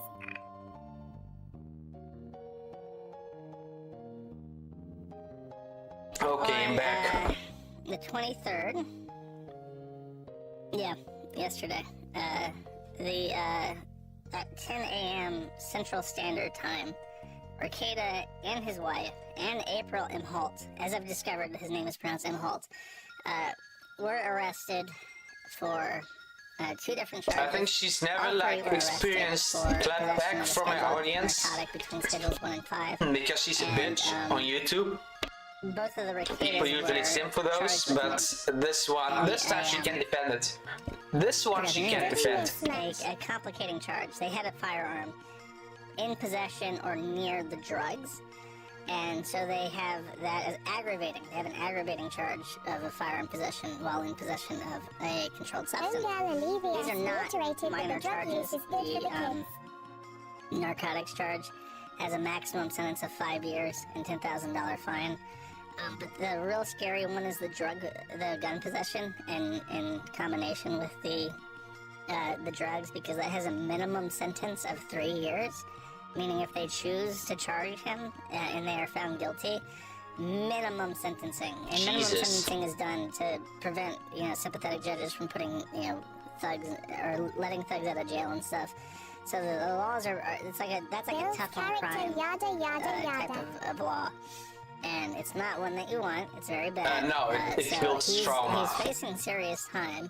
But I think you should very quickly, I think you should taper your expectations, because chances are, just because they're both, family people, they have a bunch of kids that rely on them, and because this is a first offense, and I think they're at their home when they were arrested, what they're probably going to do is either allow them to plead out for just the felony, so they lose their guns, exactly like what they did with Ralph, and they'll probably put them on probation with supervised release for rehab or whatever with the drug charge.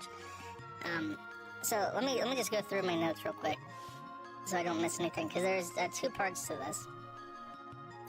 First of all, you've seen the mugshot. The thing I want to point out with that is he's wearing his mugshot in this.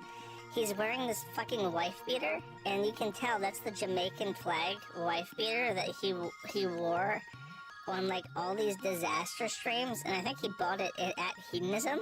So he's wearing the absolute trashiest thing that he could have possibly worn in his mugshot, and it really is just kind of amazing. How serendipitous it is that the Hedonism wife beater made it into the mugshot, because that's a classic. It's the Christian classic. If you're gonna pick any Rekietas' clothes aren't necessarily something that is very particular to him, but the one that stands out in memory is the fucking Jamaican wife beater, because it just looks so trashy. He wears them on all those swinging streams too, when he's in the hot tub or whatever on his back porch with the Imholtz or whoever. He's always in this fucking trashy wife beater, so it's kind of amazing. Someone else looked at the house on Google Maps, and as it turns out, Rekietas' house is on a street that's a dead end. So you have this really nice photo of the street signs that warning you that you're approaching a dead end. That's pretty funny as well. This led to a lot of speculation. I think one of the things that prompted the most speculation is just that, if I can pull this up, there was a very interesting thing where he and his wife and April were booked independently. Rekieta and April were booked at, as you can see here, at almost exactly 10 a.m. and then his wife was booked a full hour and a half later. And this led to a lot of rampant speculation as to what exactly happened. There was speculation that she was in the hospital first before they booked her. There was some speculation that they were, for instance, they had a DV and they pulled guns on each other. So it was Rekieta and April had a gun, and then she also had a gun, and they were both arrested separately. However, I think that the most likely outcome, knowing what I know now, is that they did not book Kayla until after she had contacted her their relatives, and found someone who on short notice could take 5 children in the middle of the morning on a Wednesday. It's well, what the fuck do you do? So I think that she was allowed to remain out of custody, with the police supervising her at the house.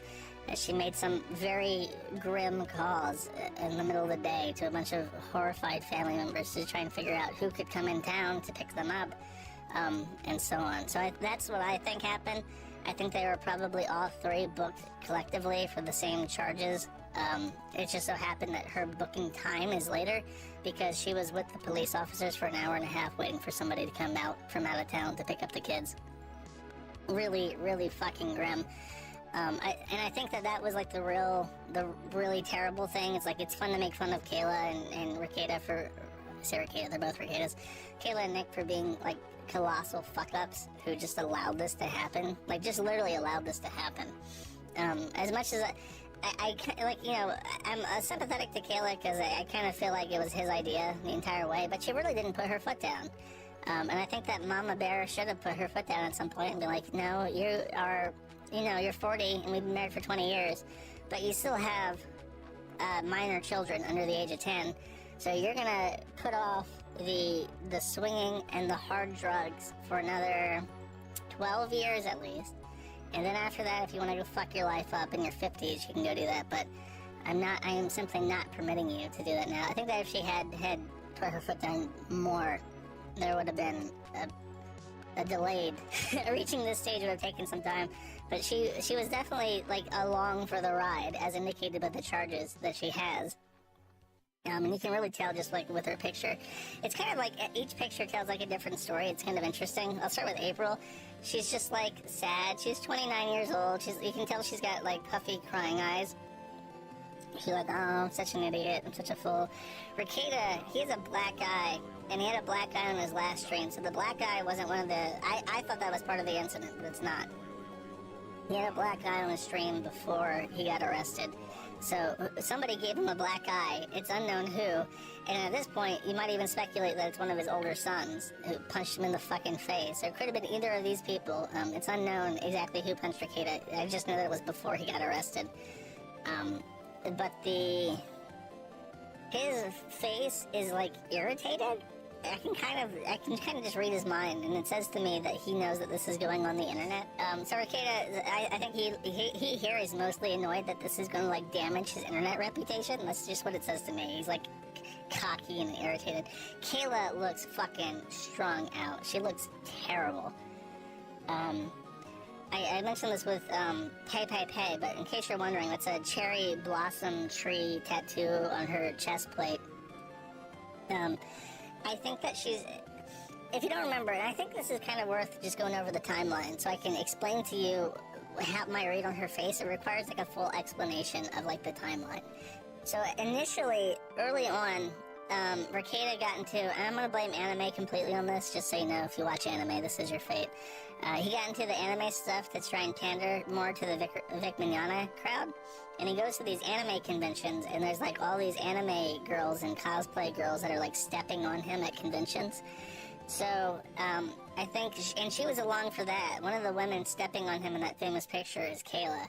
So she's complicit with that, and then he's like, oh, well, you know, if she's not jealous when I'm being stepped on by other women. And then he opens up his locals chat. And in the locals chat, he has all these women who are, like middle-aged. They called them the wine-aunts. All these wine-aunts in the locals chat that were, like, sending lewd images and like, pictures of their tits and stuff to him through private messages. And so I think that then she noticing that her husband is, like, actively engaging these women in his private messages, she also starts participating. She starts posting, like, pictures of herself. And this is around the time, by the way, that Rekieta made that statement that my wife has 5 kids. Her body is destroyed. And then sometime after that, she has cosmetic surgery. She has, like, a tummy tuck, and I think she also has a facelift. You can see how she kind of has, like, this frozen, like, surprise in her eyebrows, and that's a sign that they've pulled up the skin of the face, and it raises the eyebrows and gives you kind of more, like, it gives you a more expressive look, but it also makes you look more surprised, just in general. So I think that's a facelift. Okay, what was I saying? Okay, so she's like trying to, like, show off her body again, like, in these messages, which also just continues to open the door for Rekieta. So now his wife is, like, actively competing with other women again, even though they've been married for 20 years. So then he's like, well, let's go to, let's do some in real life exhibitionism. Let's go hang out in, like, pubs, and then let's go to, like, this hedonism event in Jamaica. It'd be totally private, like, far away from everybody we know. So they go to hedonism, and we know they went to hedonism because people in the Kiwi farms locked it down, like, where they went, what country they were in. So, let's see. Okay, I was gonna bring up this. So this is the incident report, and the incident report is very interesting. because it was on the 16th, so it was a full 7 days before the arrest, and it mentions all the charges against the two of them, or the three of them actually. And the really, really weird thing is this: the literal is possible child neglect or abuse, and the short description is mandatory reporting issue. I want to speak to an officer about, and this leads to a lot of speculation because there's a short list of things that are mandatory reporting in Minnesota. That is, broadly speaking, law enforcement and anybody who is involved in the criminal justice system. So it's not just police officers who are mandatory. Just so we're clear, a mandatory reporter is somebody who, if they see child abuse or different kinds of abuse, but broadly child abuse and vulnerable persons abuse, they have to report that to the police, or they can risk professional repercussions. So a police officer who's aware of child abuse and doesn't report it could lose his badge. A nurse could lose her nursing license. A doctor could lose his medical license. And so any kind of law enforcement officer, a probation officer, someone involved in the jail system, if they are aware of abuse, they have to report it. Doctors, nurses, psychologists, psychiatrists, they all have to report. And interestingly, clergy who learn about child abuse in the process of their ministerial duties have to also report. This, I've learned, is contested. The Church of Latter-day Saints has cited freedom of religion and won. So I think in some states it's been declared unconstitutional to have clergy be mandatory reporters. In Minnesota, it's still on the books. So even though you could possibly sue and win on religious freedom grounds, for the moment, it's still mandatory reporters. So the church seems like the most likely thing. You know, you have those kids coming in and out of church all the time. Actually, the 16th is a Thursday, so it's on a Sunday. But they do the micro-schooling, so it could have been a thing. I don't know. They saw something, or I think the most likely situation is that even if it's not the church or it's just somebody else, I think that the most likely situation is that Rekieta was drunk driving and dropped off his kids in the presence of a mandatory reporter who noticed that he was visibly intoxicated and driving. And so they felt compelled to report it. And I think that he drives drunk commonly enough and probably drives with his kids, because he reports on his own that he drives like an idiot with his kids in the car. So is it a stretch to say that he's gonna because there's no way for him to drink the way that he does, and then also fulfill his obligations in taking his children to the various places that they have to go as part of their micro-schooling arrangement. Especially considering that there's 5 of them. Yeah. There's also videos of him leaving earlier, halfway through. I think there's videos of him looking annoyed as well. There's probably lots of videos right now. Is that he, someone at some point will go through all of them and clip every single part and post it on YouTube. If it's not that, then it's probably the Hell, I would do that if I could get my hands on those clips, but I doubt I can. That's my thought. That's right. Okay, so as I promised, I'm gonna jump into the call-in thing on this terrible, terrible decision. I'm letting you know right now that when I drag, you better be ready. If I drag you in and you are not talking in seconds, you are gone, okay? I'm picking you at random. Don't even fucking try me, okay? It used to be that you could just move people into your thing. If you're muted in the other chat, I will also not pull you in. Okay, wait, here we go. Say something. Thank you for everything you've done. Creating a forum and all wrangling us retards. Oh, you're very welcome. Is that it? Yeah, that's it. it. Thank you. Okay, cool, awesome.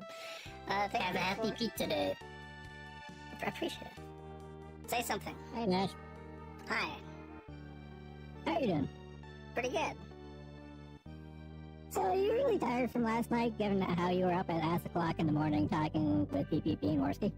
No, I drink coffee. I'm all set. I'm good. Sure it's not coffee and like Soviet soda? No, I did not. I learned the lessons of Nick Rekietas. I did not do cocaine. Got one question for you. So I know you're probably leaning for the Chris Demon to go to Masterson. Yes. But do you think it's actually going to go to him? Because he's been pretty good for dodging that, you know, like having a broken knee. Yes, like, I will pin him down. I will drape the amulet over him, and I will force him to recite it. Okay. In the absence of the magical demon passing over to Masterson, what would be the number 2? Nobody in particular. I can't think of anybody else. Maybe Vito, but Vito, I think Vito will get what he gets eventually, regardless. Yeah, this is true. It's like I would prefer it to be Dick, because he's the one that like enables Vito.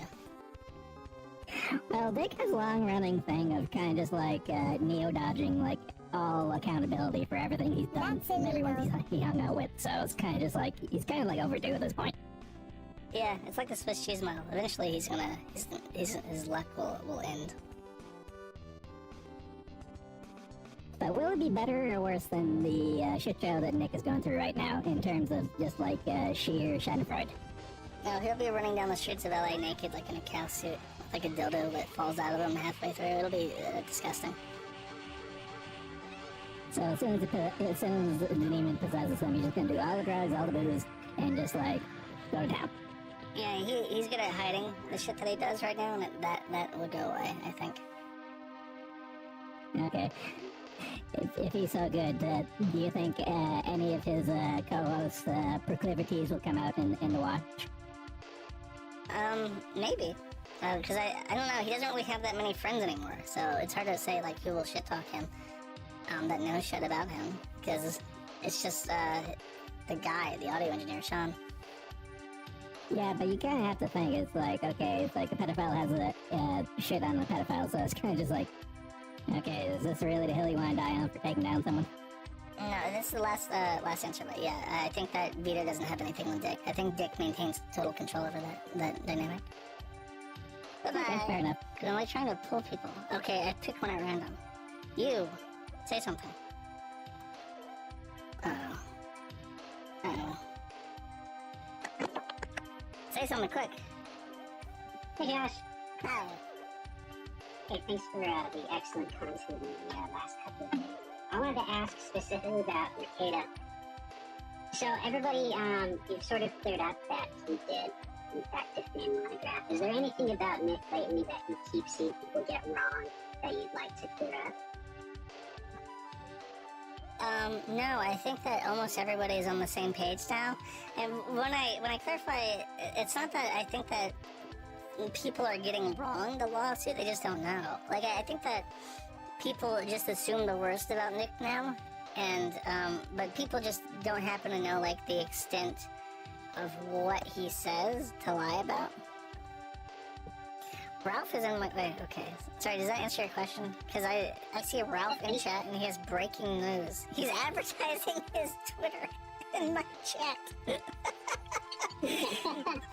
Come on, Josh, we'll open my Twitter account on your stream. What do you got, Josh? Move.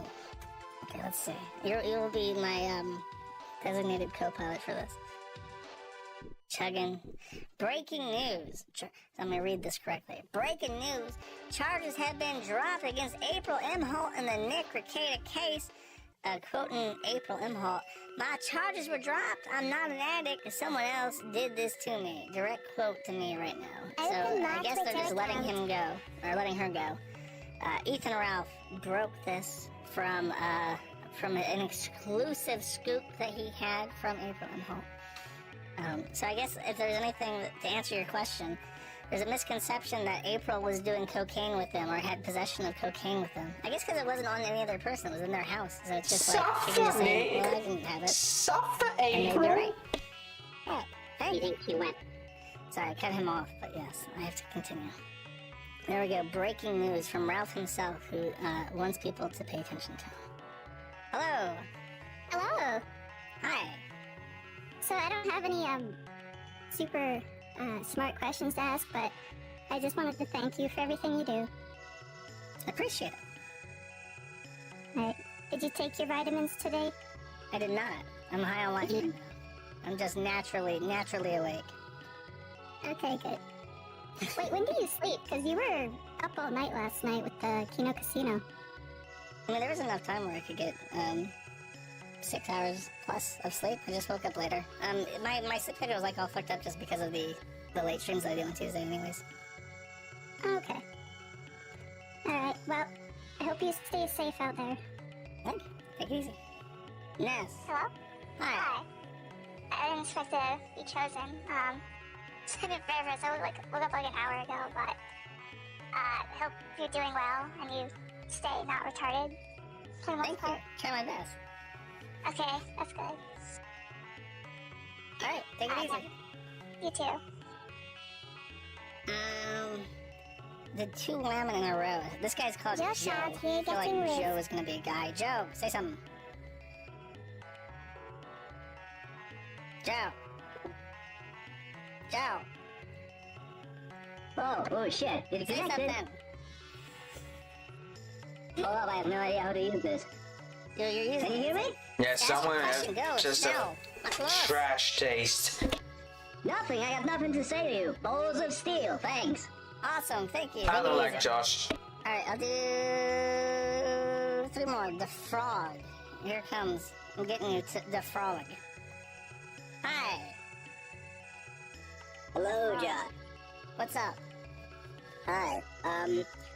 Not much. Just wanted to say I'm a big fan of the show. Just a couple things. Hold on, can you hear me? Yes. Okay. First off, I would fuck Miss Rekietas. Secondly, Okay. Avon, please step on the scale. We all want to know your weight, Avon. I'm not invested enough to care about him. No, Avon. the fuck is Just Avon? a person in the, He's in the, a, call, in the weight room right there. autistic Like paranoid a fat person retard in the chat? Yeah, she's with she terrible wants to takes. recommend some books. I don't know what they're about. Probably about 9 out of 10 takes are just maybe fucking she's a big fan dumb. of Tomlinson's books. But Read books, I'm not a nerd. Yeah, I listened to him 1 or 2 times. I just well, I just got want to say annoyed. before I go, big I think fan the only, of Josh. literally the I only wanna redeeming fuck, quality of him Miss is that he's Bye-bye. Ew, he's oh the my owner God, of Kiwi get the fuck Farms. outta here. Jeez. That's why I don't do And that's Collins probably also the anymore. only reason Okay, why Peter, he's like, not fine, I regarded guess as she's like a normal local person. Fucking May? by the That's fucking broader wild, spectrum. May. Down bad. Ooh, I know who I'm bringing in next. Judy Tester.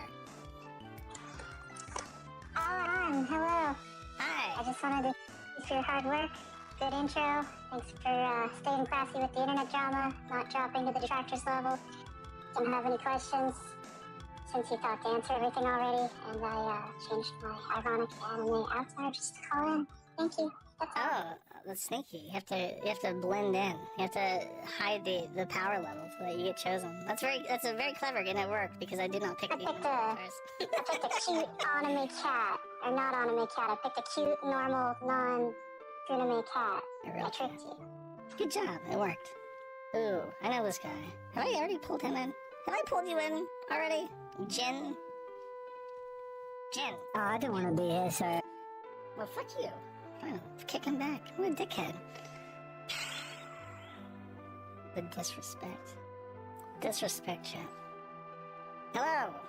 Zem Pizza Lover. Oh god, you're very loud. Okay, say them. My apologies, but I have one question. Why did you unmod Tweezy in the Sneed Cord? Many thousands Josh of years Green. ago, there was, I literally can't remember nothing about the Discord that we had before. That was like 4 years ago? I'm done with that. Come on, load. So we're talking about Rekietas' new judge. Yeah. So Rekieta requested a new judge because the judge that was assigned. I think for this his is the case, which, most by the recent way, update is on Nick still the Rekietas' judge of happenings. his ongoing civil case Other than with the Montserrat. clips from Like Alyssa that. Clips, big Yeah. ups. So Judge Fisher, the judge that Rekieta insulted on live stream, Yeah. where he like called her stupid and a dumb Oh, fuck bitch, yeah. and said that alcohol pussy juice was running out of her vagina. Yeah. So that was the judge that is in charge of his civil case where he's getting sued by Montegraph for defamation. Thank you. That judge was also assigned to be his criminal judge. Oh wait, I have a better one. The drug case, I have a better one. charge, and The one that makes him look like a fucking puppet. Wanted the judge changed rather, not changed. And LawTube, all the lawyers we brought on, Sean, Legal Mindset, and all the lawyers that I heard from said it was going to be impossible for Rekietas to get this judge. Yeah, I know, right? They said, oh yeah, well if it was that easy to where all they have to is insult the judge to get the judge changed, then there's, you know, everybody would get the judge changed, or, you know, criminals would be able to keep the courts going forever, da-da-da-da-da. Like this, I guess a bit more. These esteemed lawyers of law Yeah. had a look at what the law in Minnesota says, which to me is pretty fucking jokes. It just kind of hurts the credibility of all of LawTube. Nah. And they were so confident about it. Every single one of them was so confident when they said to me, there's no chance this judge is going to be changed. But yet, here we are, Rekietas submits the paperwork, because what the law says in Minnesota is, oh, hold on, no, don't go into the judge. Yeah, I'm not sure anything, don't worry. That's the one. Alright. So, what the law in Minnesota says is that within 7 days, if you request a different judge, it will automatically be granted to you. So, Rekieta almost fumbles this. You gotta understand, Rekietas submits the same paperwork for himself and his wife, which, by the way, goes to prove, because Kayla is apparently now representing herself, and Rekietas also representing himself. But it's clear he did the paperwork for both of them, because the same mistake is on both sets of paperwork. So Rekietas sent in this paperwork asking for the judge to be changed, and instead of it being Kendayoha County or whatever it is, the actual county, it says the county of Anoka. Well, they really could have just thrown this the fuck out and allowed the judge to stay in place, but they're just like automatically granted it. So a lot of people try and say, like, this is Rekieta's big-brained legal mind. He scored this massive dub, getting the fucking judge changed. But no, it's just lenient as fuck. It's just super lenient to the point where they actually accepted it, even though there were errors in the How much do you want to bet that Nick was fucking high of cocaine when he submitted that? So, by the way, there is no conspiracy against Rekieta at all. Because if there was a conspiracy in the office, wouldn't they just shut down his request and leave him with Judge Fisher, the judge who's biased against him? So ultimately what this does and what this has accomplished is removing Rekieta's biggest cope. One of his big fucking, oh guys, it's rigged against me. Now on appeal, he doesn't get to claim, well, it was Judge Fisher who was biased against me. Evil Judge Fisher. Well, evil Judge Fisher has been removed from the case. So that cope no longer exists. And there you see on both of Kayla and Rekieta's both of them are wrong. Both of them are wrong. So this is the new judge. Legend. This is the new judge in charge of the case, and I think it's the same judge that handled the arraignment. I could be wrong about that, but he has a reputation as a no-nonsense judge, and he's a judge who tends to handle cases of drugs and child abuse. And he's known for being very strict and very tough. Let's go! Rekieta may have actually felt it himself by getting it changed from Judge Fisher to this judge. Honestly, it's only really hurt him because it just removes the excuse that the judge is biased. Yeah. We now have a new judge, and the judge, let's go to his record, and let's have a look at some of the cases he's ruled on, and what some of the punishments he's given out, because some of these cases are similar to Nick's case. Although a lot of them, you know, are for higher amounts of drugs. So let's go into the folder there that says judge's record. Okay. 1 sec. There we go. So this is Judge Stephen Wenzel. So this guy in his court, a Wilmer man, was sentenced this week to more than 8 years in prison for selling methamphetamine. So this guy, it was a plea deal as well. What? He pleaded guilty and got 98 months in prison for selling meth. So, first time? I don't know. I don't know.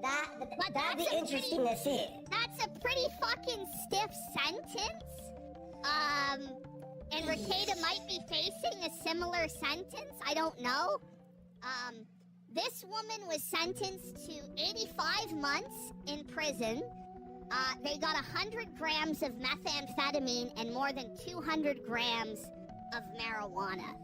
She pled guilty, and the judge gave her 85 months. 100 grams, Jesus. Here's another instance where this person pleaded guilty to felony third-degree drug possession, felony fifth-degree drug possession, and felony firearms. Months? And so this is the case that's probably the most similar to Rekietas, where there's a possession charge and a gun charge. He's done. And this person got 71 months.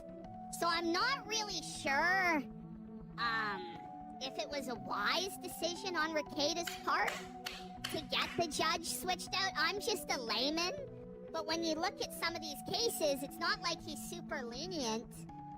This one, somebody got 33 months for felony drug sale and felony arson. And then 23 months. And then an additional 23 months. Yeah.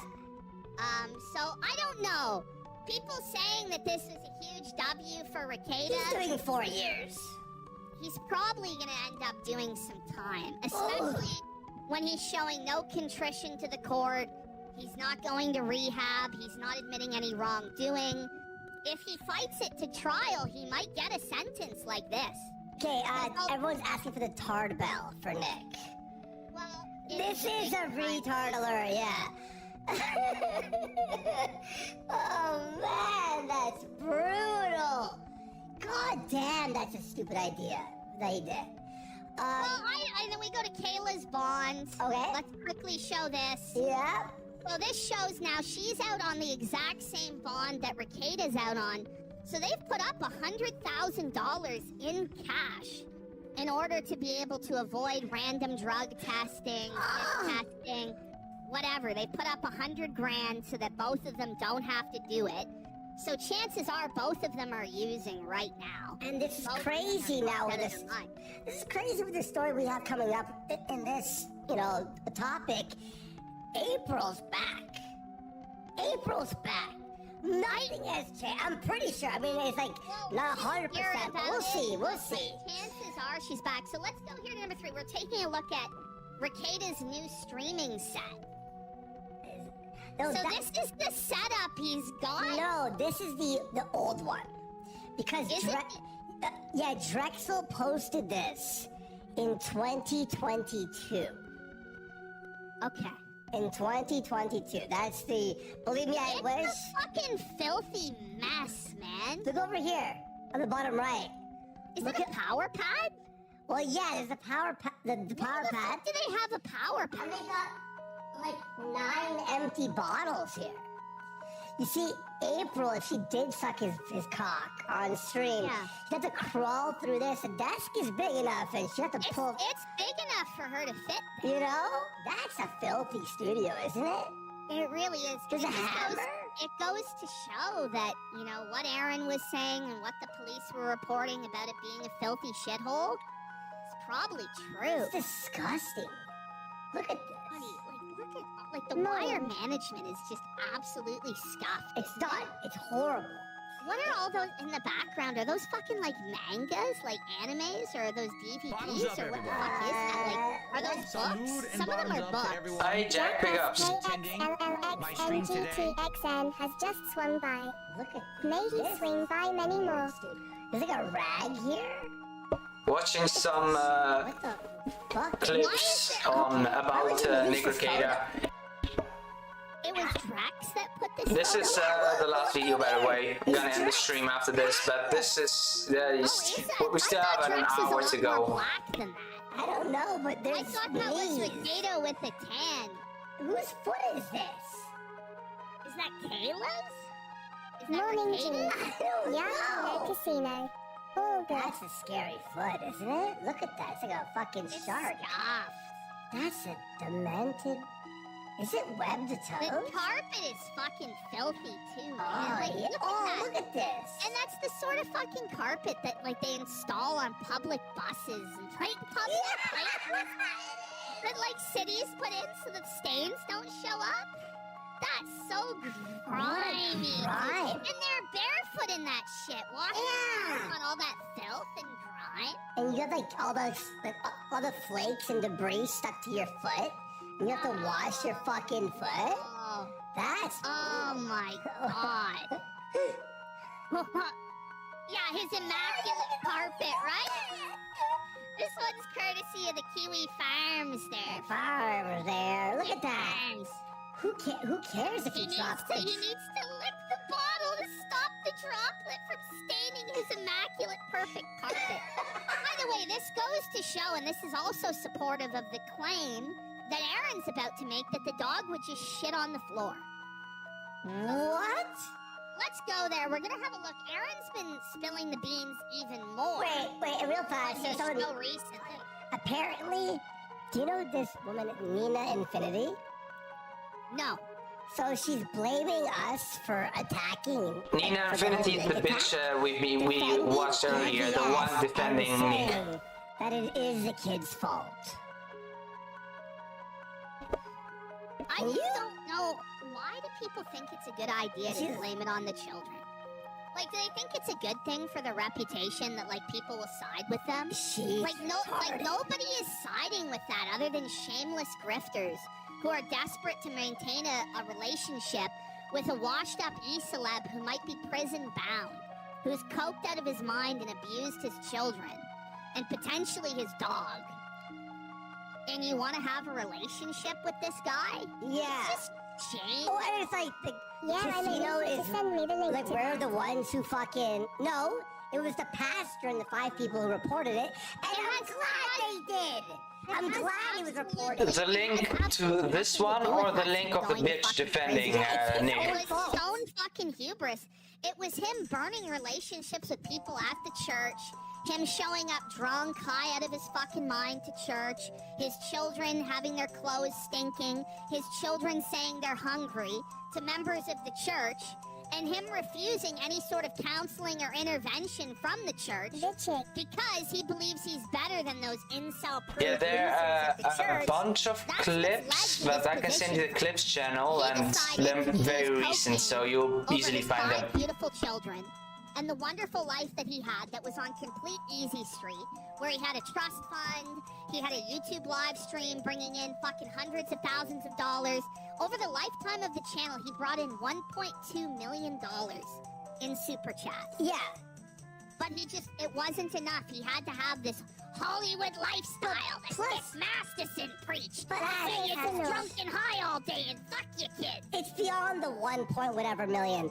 It's the Rumble deal, also sponsorships, plus other stuff. Like there's the monetization. There's other income, right? It was probably like 3-4 million. Let's be honest. Right? Plus his trust fund. But now we're being like, who cares? And What a dumb bitch. What a dumb bitch. I haven't shown these. I didn't put them in a folder because I'm not really like I feel a bit bad to show this, and maybe we will show it the at some church? point. No, what he's thrown away. When you look at the photos of him with his kids, Okay, like I at the DM'd water you the park, link on Discord. on the log flume ride. When you look at the photos of when he first started the law office, and Kayla's pregnant beside him, and there's all this promise, and there's all this hope, and it's so wholesome and it's wonderful, and you just consider how much he threw away It's really stark. It's really sad. It's a lot, too. It's a lot. It's just disgusting. It's disgusting. It's your whole life. Fucking done. For drugs. And so, you know, I'm not going to show that on this show. You know, but that stuff's up on Kiwi Farms. And, you know, Oh, I yeah, think man, no it does problem. You're welcome. illustrate just, you know, how much he threw away. But we're not going to show that. Yeah. Even though the kids' faces are censored and things like It's that. still, like... But it's just like, but people just don't understand what he's done. Like, they detach themselves entirely from it, and they only look at it as like a business opportunity or a business associate, and they're not understanding just the sheer depravity of what this man has done to his family, how he's traumatized his children, how he's destroyed the reputation not only of himself and of his wife, but also of his children, that now everybody in the community knows that their mother was getting fucked by Aaron Imholte. Like, think of the shame of it. Like, and these kids have to go to church, and everybody at the church knows about it. All of their family knows about it, and they have to bear that burden. And they have to bear that fucking shame. And their life hasn't even started yet. Yeah. So it's not just that Nick Rekieta decided to snort some cocaine to have fun on a weekend, and fuck, he got busted, and it was unfair or bullshit. No. He systematically chose drugs and a hedonistic lifestyle over his children and his marriage, to the point where he's destroyed everything around him. And so that's what we're criticizing. And if you can't criticize that, you've really lost the plot. You're really out to fucking lunch. And Yeah. these people are out to lunch. They just think, I'm gonna make all this money with Rekieta and being his business associate, and you're not. The grift is over. It's melted. And it's never gonna be what it was. I'll tell you that now. Signina Infinity, like, shut the fuck up. How about that? Shut up. Like, if you're gonna support him over us, like, expose, like, EVS, like, you're supporting EVS, of all people, of, like, any take. At least Barnes is acting delusional and retarded, whereas EVS is the kid's fault. Well, you know, and somebody is asking, why didn't the grandparents intervene? From what I understand, the grandparents live in Florida, so they're not as close to the situation. But we do know that Kayla's sister, the aunt that lives close to them, did try and intervene. And it might have been her talking to the grandparents that led to this intervention. We don't know exactly how much any of the family did or how much the church members did. But I imagine there was a fair amount of intervention and a fair amount of chances before this point, because we were constantly hearing Rekieta bitch about how the church was trying to constrain him or family was trying to constrain him. So I imagine they did try with him several times, and he told 5 members of the church to fuck off. And it was probably the last straw. They're like, we need to do something. The kids are hungry. The kids are stinking. This is degeneracy of the highest order, and it had to stop, and it did stop, and the children are in a better place, and now it's just Rekieta, Kayla, and probably April is back there, and they're destroying their own lives. Yeah. At least the kids aren't party to it, and hopefully, I don't know what's happened with this dog. Let's go into folder 4 here and have a look at what Aaron has been saying recently. So first we have him. This is it. The divorce is official. She signed the papers. She signed the papers. Him and April are officially divorced. So there's another marriage that's been destroyed, sacrificed on the altar of Rekieta's hedonism, his degeneracy, his desire to swing and cock and be cocked. This entire marriage just totally burned down. It's destroyed. Amazing. I'm laughing out. The chat's just putting it up plus. No, but yeah, no, for real. Yeah, you're right. You're right. It is fucked up. I mean, it's better that it's done. It's okay, here's like the shorter version. You want the shorter version or the longer version? Longer version is like 5 minutes. I mean, we could do the longer version. All right, you want to do the longer Yeah, it's pretty good. It's pretty good. He explains it. There you go. So this is him basically saying he thinks that April is back at the Rekieta's house because the mail is going there, which is crazy. She was in a situation, if she is back. Yeah. She was in a situation where she was handcuffed. She was brought to jail. She was processed in jail. And that wasn't enough after getting the charges dropped. to scare her straight, to have anything to do with the cocaine and the cucking and the swinging. She's just decided she still needs those drugs, and if Rekietas going to supply those drugs, she's going to be there. And that's an insanely foolish decision. Let's have a look. Dad Zumak, it's a development in my life. I was informed by my auto insurance company that a claim that had been made back in March that I was aware of, my now ex-wife hit a deer, and she had not gotten any kind of estimate or got any money sent out for this claim. And it got the check for the claim got sent out yesterday, and I called the insurance company and said, hey, just wondering, where's that check headed to? Seeing as it's my insurance, and sure enough, it was Spicer, Minnesota.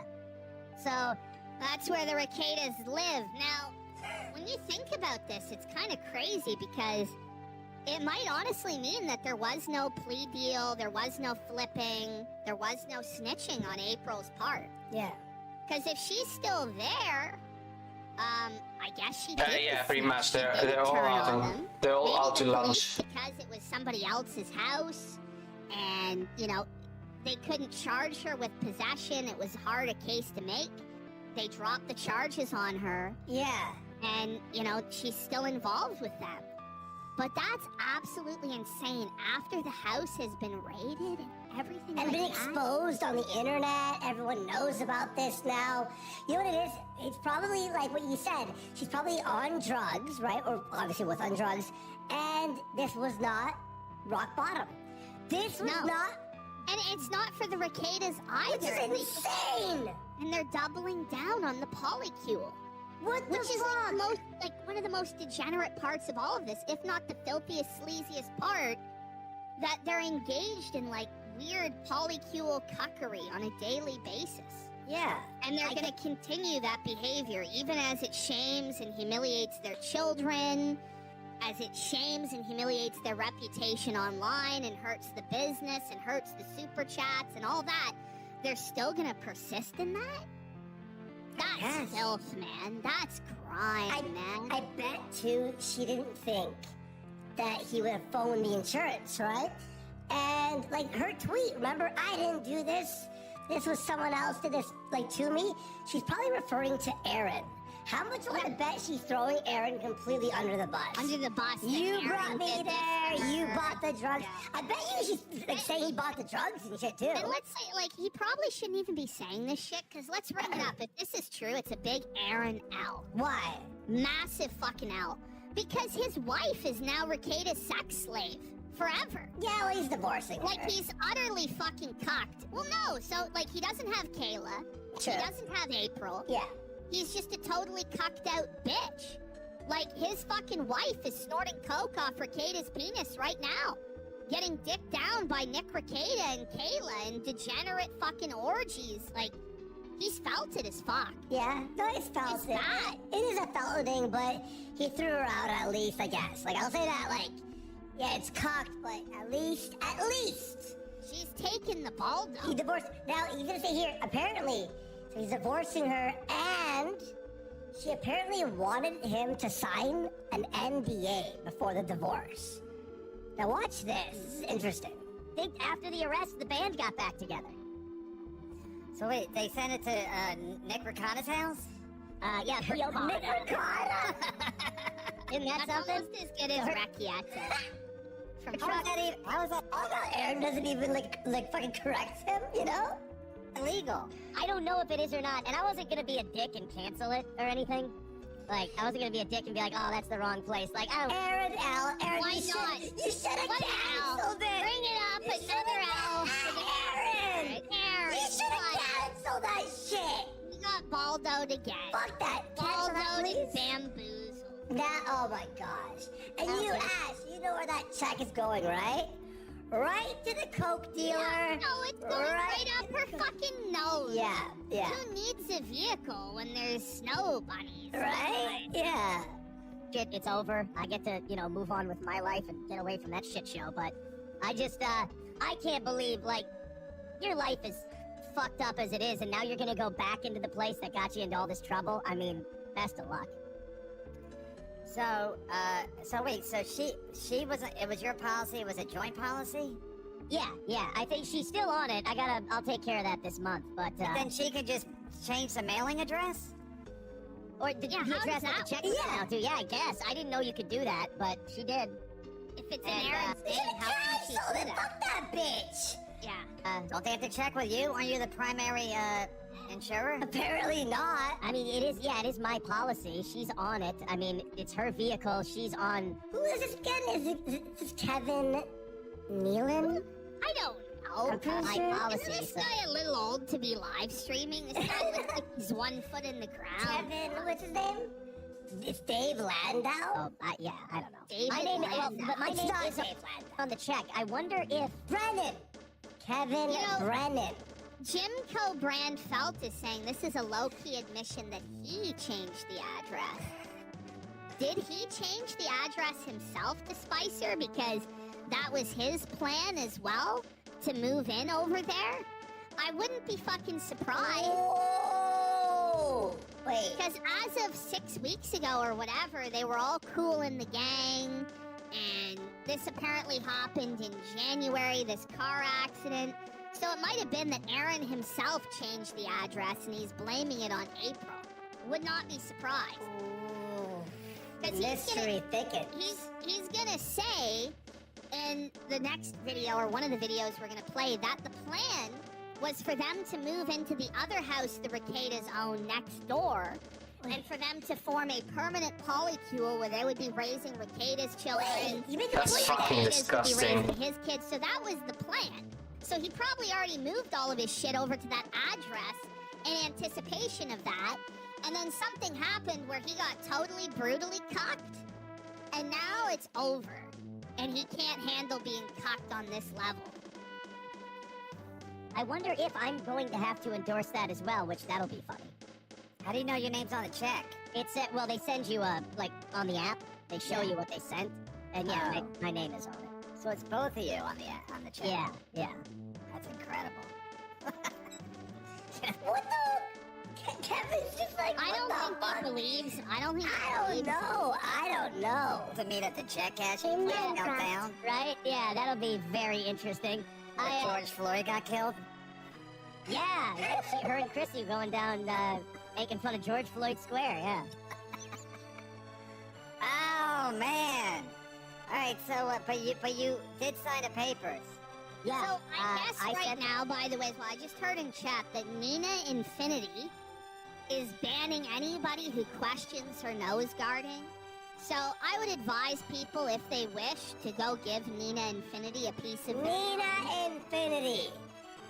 N-I-N-A Infinity is Infinity. defending this shit. She saying is. it's the children's fault. She's saying it's the children's fault and that we were wrong for being critical of Rekieta? Right. What? I just think every single day proves us more and more right that we were righteous to be critical of Rekieta. Thank God. And the people who are sweeping are more and more wrong every single fucking day. And next week, we're apparently potentially going to get the body cam footage that I think will be the final nail in the coffin on all of this shit. Yeah. And, like, I just can't wait for that righteous day of vindication where all of these Jannies have to face the fucking felt and snap their broomsticks. Yeah, exactly. Or else face judgment fucking day. Apparently she's seething about the baby. She better be. You know, I'm seething about her supporting children going hungry. I mean, that's what's crazy. How about that? It's like, you know, I might be a fat fuck, but I've never stolen food from children to support a coke habit. You know? That's her guy. So I don't know how she can really defend that. It's not true! Okay, alright. We Well, will let's hear be. out Aaron here some more. Before the arrest, it was looking like it might get a little back and forth, and then after the arrest, it got signed pretty quick. So wait, before the arrest, she thought she might hold out on you? Well, she wanted an NDA. Oh. She said, I don't want, you can't talk about me on the show. I'm like, you were a co-host on the show for years. I talk about my life on the show. I'm going to talk about my divorce on the show. I'm divorcing. I also kind of think this is bullshit. Whoa. I don't think she wanted him to sign an NDA so he didn't talk about her on the show. I think Rekieta was trying to get her to have Aaron sign an NDA so he couldn't talk about any of the degenerate Yeah, shit that's that also went my on. guess. Not Like, yeah. Aaron is always telling like these half-truths that we have to like divine the real truth out of him, because he knows that the real truth makes him look really fucked up and really horrible, so he has to tell these half-truths. And it's the same thing when he, like, on our show, he was trying to claim, oh, the children never went hungry, they were fed, whatever. Then a few days later, it comes out that the children were hungry and stinky, and then he's ranting and raving about how we should have fed the kids, and I tried to fight to feed the kids, and Rekieta wouldn't let us feed the kids, stuff like this. So the guy is desperate to try and spin any narrative to make himself look as positive as he can, instead of just admitting the real truth. It's very sad. Yeah. So, I'm not signing, and my lawyer too was like, Appreciation Day over at Dugans today. and she was kind of holding steadfast on that. And then after the arrest, there's really no way you can get an NDA after something like that. So it got signed, and then we were done. Last Thursday, I think. Last Wednesday, last Thursday. I tried to make a setup that kind of fit. Yeah, I mean, you're a news story now. You got I busted made in a a house scene full that of fit drugs, the guns, and subject. children. I mean, yeah. Sounds like a Warren Zevon song. It really does. Yeah, I offered her 40 grand a year, but, So this guy, did this guy offer April 40,000 a year to work with him? What a waste of money. I mean, she would have been having to do some extra work, if you catch my drift, Wait, did he? to earn that $40,000. Big up Sanders back. Welcome to the stream. Nina's getting felted in her chat. Good. Keep going, guys. Well, she's pissed off because Sean said that it shouldn't be a 16-year-old's Kinda responsibility to take care of towards his the parents. end. Oh no, we still have an hour to go. And shitting on Yellow Flash, saying Yellow Flash is actually evil for, like, going at Rekieta in the DMs. How about you just use common fucking sense and realize that it's the parent's job to parent and not children's? Yeah. You know, it ultimately the buck stops with the head of the household. It stops with Nick Rekietas. He's the one responsible for this massive failure and shame upon his family. It's not Sean's fault. It's not my fault. It's not anybody's fault. It's his fucking fault. Yeah. And you can't sweep it up. It's over. And you really think that he's gonna reward you? Like, is he paying you? Now, defend him? Now, apparently she's telling her own chat to fuck themselves because our people, like, exposed the truth. They went, why are you doing this? Yellow Flash is cool, by the way. Like, if you hear it, like, Yellow Flash used to be friends with Nick. He's, like, devastated this happened. And he's like, fuck Nick. He's like, I can't believe I'm even saying this. This is, like, full-on Baldo bunker bullshit. Yeah. Hey, straight up. You're sitting in the bunker coping and seething about stuff that's already been, like, settled. It's already basically a settled matter that the guy is a fucking scumbag and his reputation is destroyed. You, Nina Infinity, will not be fixing said problem. Like, these are problems that Nick Rekietas himself needs to deal with and only Nick Rekietas can solve. Why she thinks she's gonna come in and get all this support for doing that is crazy. And you're going after, like, Erasure it. Hang on. What a shame. Look. Like, I love her argument, by the way, that, like, OBS I'm fat and I'm an incel. Regardless of if I'm fat or I'm an incel, Rekietas still didn't feed his kids. He was still caught with 26 grams of cocaine. He's an alcoholic caught jerking off or getting sucked off on live stream. He's a bum. He's a loser. And he's in the midst of two different court cases. One civil and one criminal. And I'd far rather be a fat incel than whatever the hell that mess is. No, but the I'd thing is, rather be a fat incel than a literal cuckold. Yeah. I don't know what to say. And by the way, it's like, you're gonna go after Yellow Flash for what? For yelling at his friend? That's what a real friend would do. Is fucking knock it off, you retard. That's what a real friend does. Not go, it's your kid's fault. Nina Infinity, crazy. You are the Friday fucking main course. How does that feel? You know what? Fuck these people. I'm sick of it. We're not even being unreasonable. Sleeping is disgusting. No, we're not even being like... not today. No. Like today, we're just like chill. We're going through it. I'm not ranting and raving, and screaming and hollering. Just like quietly delivering a reasonable, common sense take. Oh my God! Can you believe what they've done to poor victim Nicholas Rekieta? He's not the victim. He's the victimizer of his own family, his children, his dog. He hurts the helpless. Are you fucking kidding me? He's completely abandoned, derelicted his duty as a father, and just told his children to starve and be stinky because daddy needs an 8-ball. That's wild! There's very few people on the internet that are as disgusting and depraved as that. Seriously. You're in fact downplaying it. You're being nice. I know. And this is a guy who told us he was trad dad, wholesome family man, father of 5. The kids are homeschooled because we can't trust the public school system's filth. I don't know, I almost trust the public school system's filth over having to see the children be parented by a polycule. No, I do. A bunch of coke-headed polycule alcoholic degenerates with ketamine pills versus the public school system. I don't know. That's how crazy we're actually defending the public school system at this point. I hate that we have to even, like, consider that idea. Holy shit! Hey, Ash, it's your fault and it's my fault. We're the ones who never fed the kids and put the coke up his fucking nose. Yeah. It's our fault. It's our fault. It's Josh Moon's fault. It's Yellow Flash's fault. It's the Kiwi Farms, guys. No.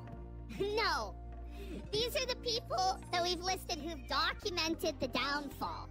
The downfall is still on Rekieta. But he was so stressed. What a pussy. What a little bitch. Yeah, man. I'm so stressed. For the cocaine. Imagine. He's a grown man. He's 42 years old. Yeah, stressed? Take coke. What? And Jimmy DeGriz says then take a break. And he did. He only streamed like once or twice a week and completely abandoned his locals bonus content. And even still, it was too much stress. Like, I have to say it, if you can't feed him, don't breed him. And he made the choice to be a father to 5 children. And then he made the choice to neglect them. Once you've decided to be a father, you're locked in. For those 18 years and really for their entire life, you need to be with those children. You need to provide and protect for those children and give them the best chance at success possible. And he didn't do that. He's a failure as a man. He's a failure as a lawyer. He's a failure as a YouTuber. He's a failure all around. And the mess cannot be swept. Least of all by Nina Infinity. No, like, you know? Who? Holy shit. I don't know if she's gonna, I don't think she's gonna go for it, but, it is gonna be hard for her to land a job, right? Well, I mean, I thought, to be honest, I thought if she would have went back to her hometown, I thought she could have done what she did before she came aboard here. And she could have went back and did, like, the painting at the factory and made decent money doing that. And rebuilt her life. What he's saying is that Ethan Van Sciver is blaming Eric July for the hate campaign against Nick. Stop! I said that as a joke! It's time to actually just leave Eric July the fuck alone. So we're supposed to believe Eric July is puppeteering Josh Moon. He's puppeteering Mr. Medicare. He's puppeteering the Keno Casino. Who could believe such bullshit? Who can believe such baldo-washing fables?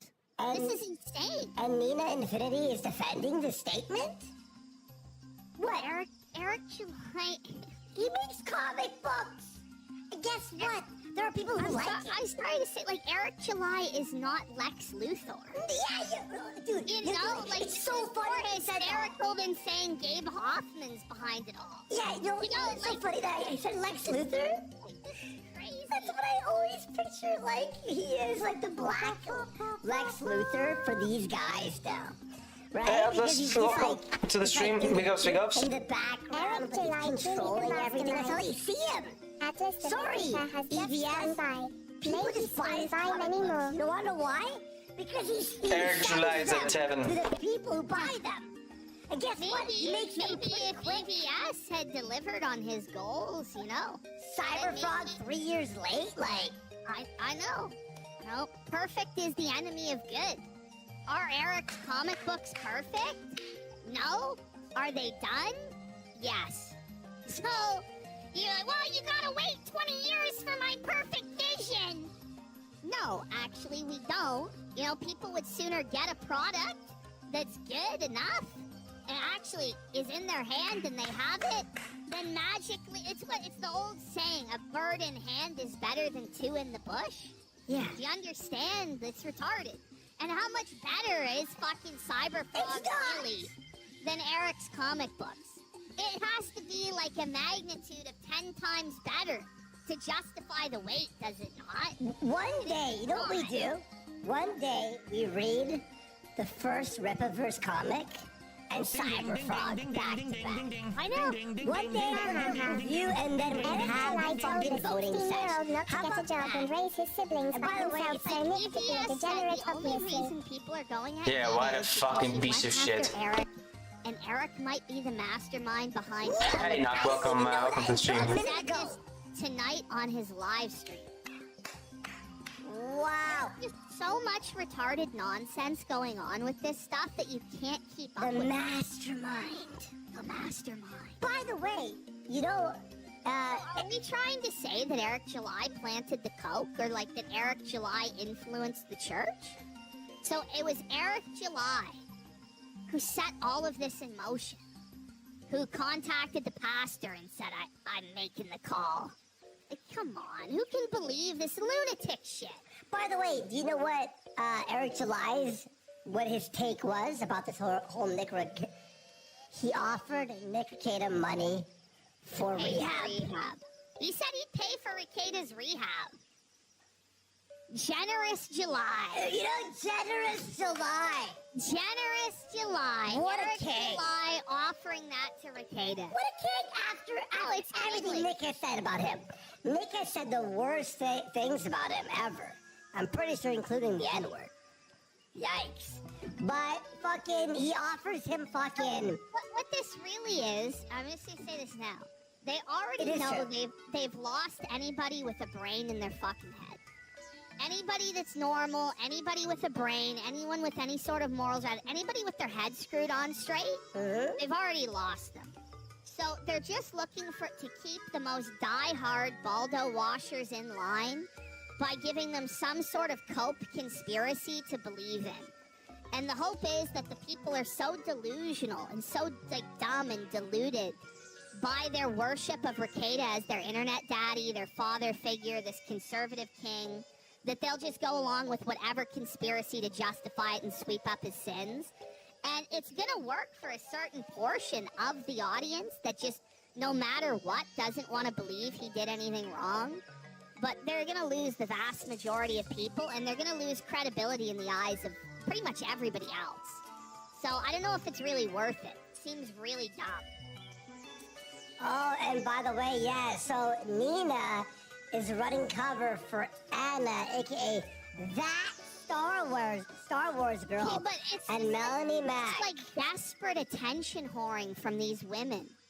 Like Star Wars girl, Melanie Mac, Mean Infinity, like, I don't even know who the fuck these people really are. Yeah, Ash was telling me earlier, he's like, who? I just don't even give a shit.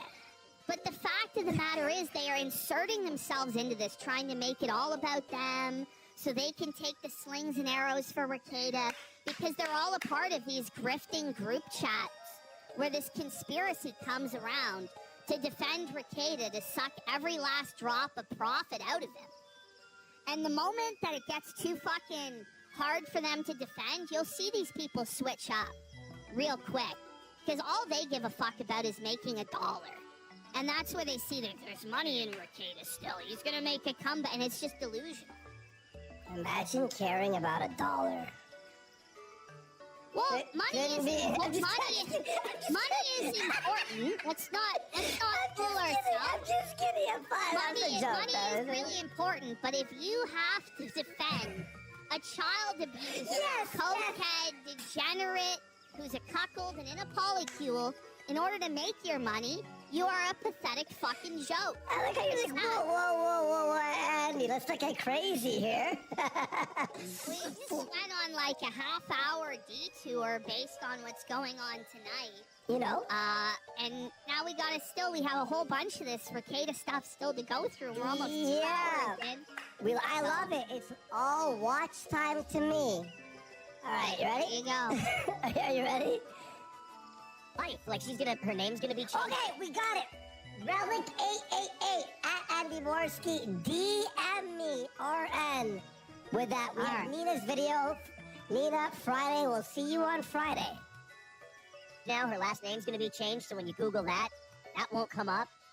She could have just been a pretty girl at the factory, would have found a nice guy, kind of rebuilt things, and she went back into the throuple, which oh my God, That's like going back to Vietnam. I know. It's like you get busted, the cops ram down the door. They find what, an ounce of cocaine in the house. They find guns. It's a fucking pigsty. The kids get taken away, and you go, you know what I'm gonna do? I'm gonna double up on being the side piece to the married guy, who he and his wife are facing, a bunch of felony charges. Aaron Virtue signals about all this fucking shit. Oh, the filthy house and the children. But he didn't call CPS. He didn't call the cops. He didn't fucking snitch. He didn't do anything to help those kids or to help his wife, as I say. He just pieced out and saved himself. I think that's where I want to take my life as I'm pushing 30. And by the way, guys, April doesn't do coke in the morning. She wakes me up, and you know what she says every morning? She leans in very tenderly. She goes into my ear and says, "Smoke crack with me, bro." That's hilarious. Look at her face when he says that. Look at this. And by the way, guys, April doesn't do coke in the morning. She wakes me up, and you know what? Did you see her nose? Like her nose activated, and she snorted as he was saying that. Yeah, it is. Wow, by the way, this woman sucks off Rekieta. That's crazy. Crazy. Well, she doesn't even suck him off. She sucks the Baldo off. Licks Baldo the Baldo. is calling the shots around here, buddy. Do coke in the morning. She wakes me up, and you know what she says every morning? She leans in very tenderly. What does she say? She goes into my ear and says, "Smoke crack with me, bro." That's hilarious. If we had crack, maybe we wouldn't be tired in the morning. Even though... Whoa! Already, she was planning out her future as a dirty crack or gutter slut. Or present. She's planning out her present. Would, because crack lasts like... Oh, That comment got me. Oh my God. How do you know that? See, I don't know this. Snoop Dogg told me. When I was a little kid, Snoop Dogg told me. Yeah, it is behind the music or whatever. He said, oh yeah, you smoke crack. Wow! Crack is fucking whack. That was the extended cut. Okay, now, this really might be the most disturbing of all, so we gotta bear with this, because for the first 50 seconds, Aaron, the attention whore, has gotta show off his chihuahua or whatever. So let's bear with the wholly unbearable fucking cringe of this. Alright, here we go. People want to see you, bud. Come here, Gordon. People are worried that I am pro showing pets on shows, by the way. Gordy's here. I He know doesn't you like are. me. Gordy doesn't like me. Speaking of which, we're only 24 subs away from the kitten goal. Do you want to see my cats? They're crazy. They're wild childs. Oh, why? Just a good boy. Oh, Gordy's alive. Oh, Gordy's alive. Are you happy, buddy? You've gotten fatter. Yeah. I'd hate to see what he looked like before he got fatter, because he looks like skin and bones to me. You've gained a little weight because you've been eating properly. Wait. So you hadn't been feeding the dog when you were at Rekietas? Yeah. The dog wasn't fed properly. Stop it!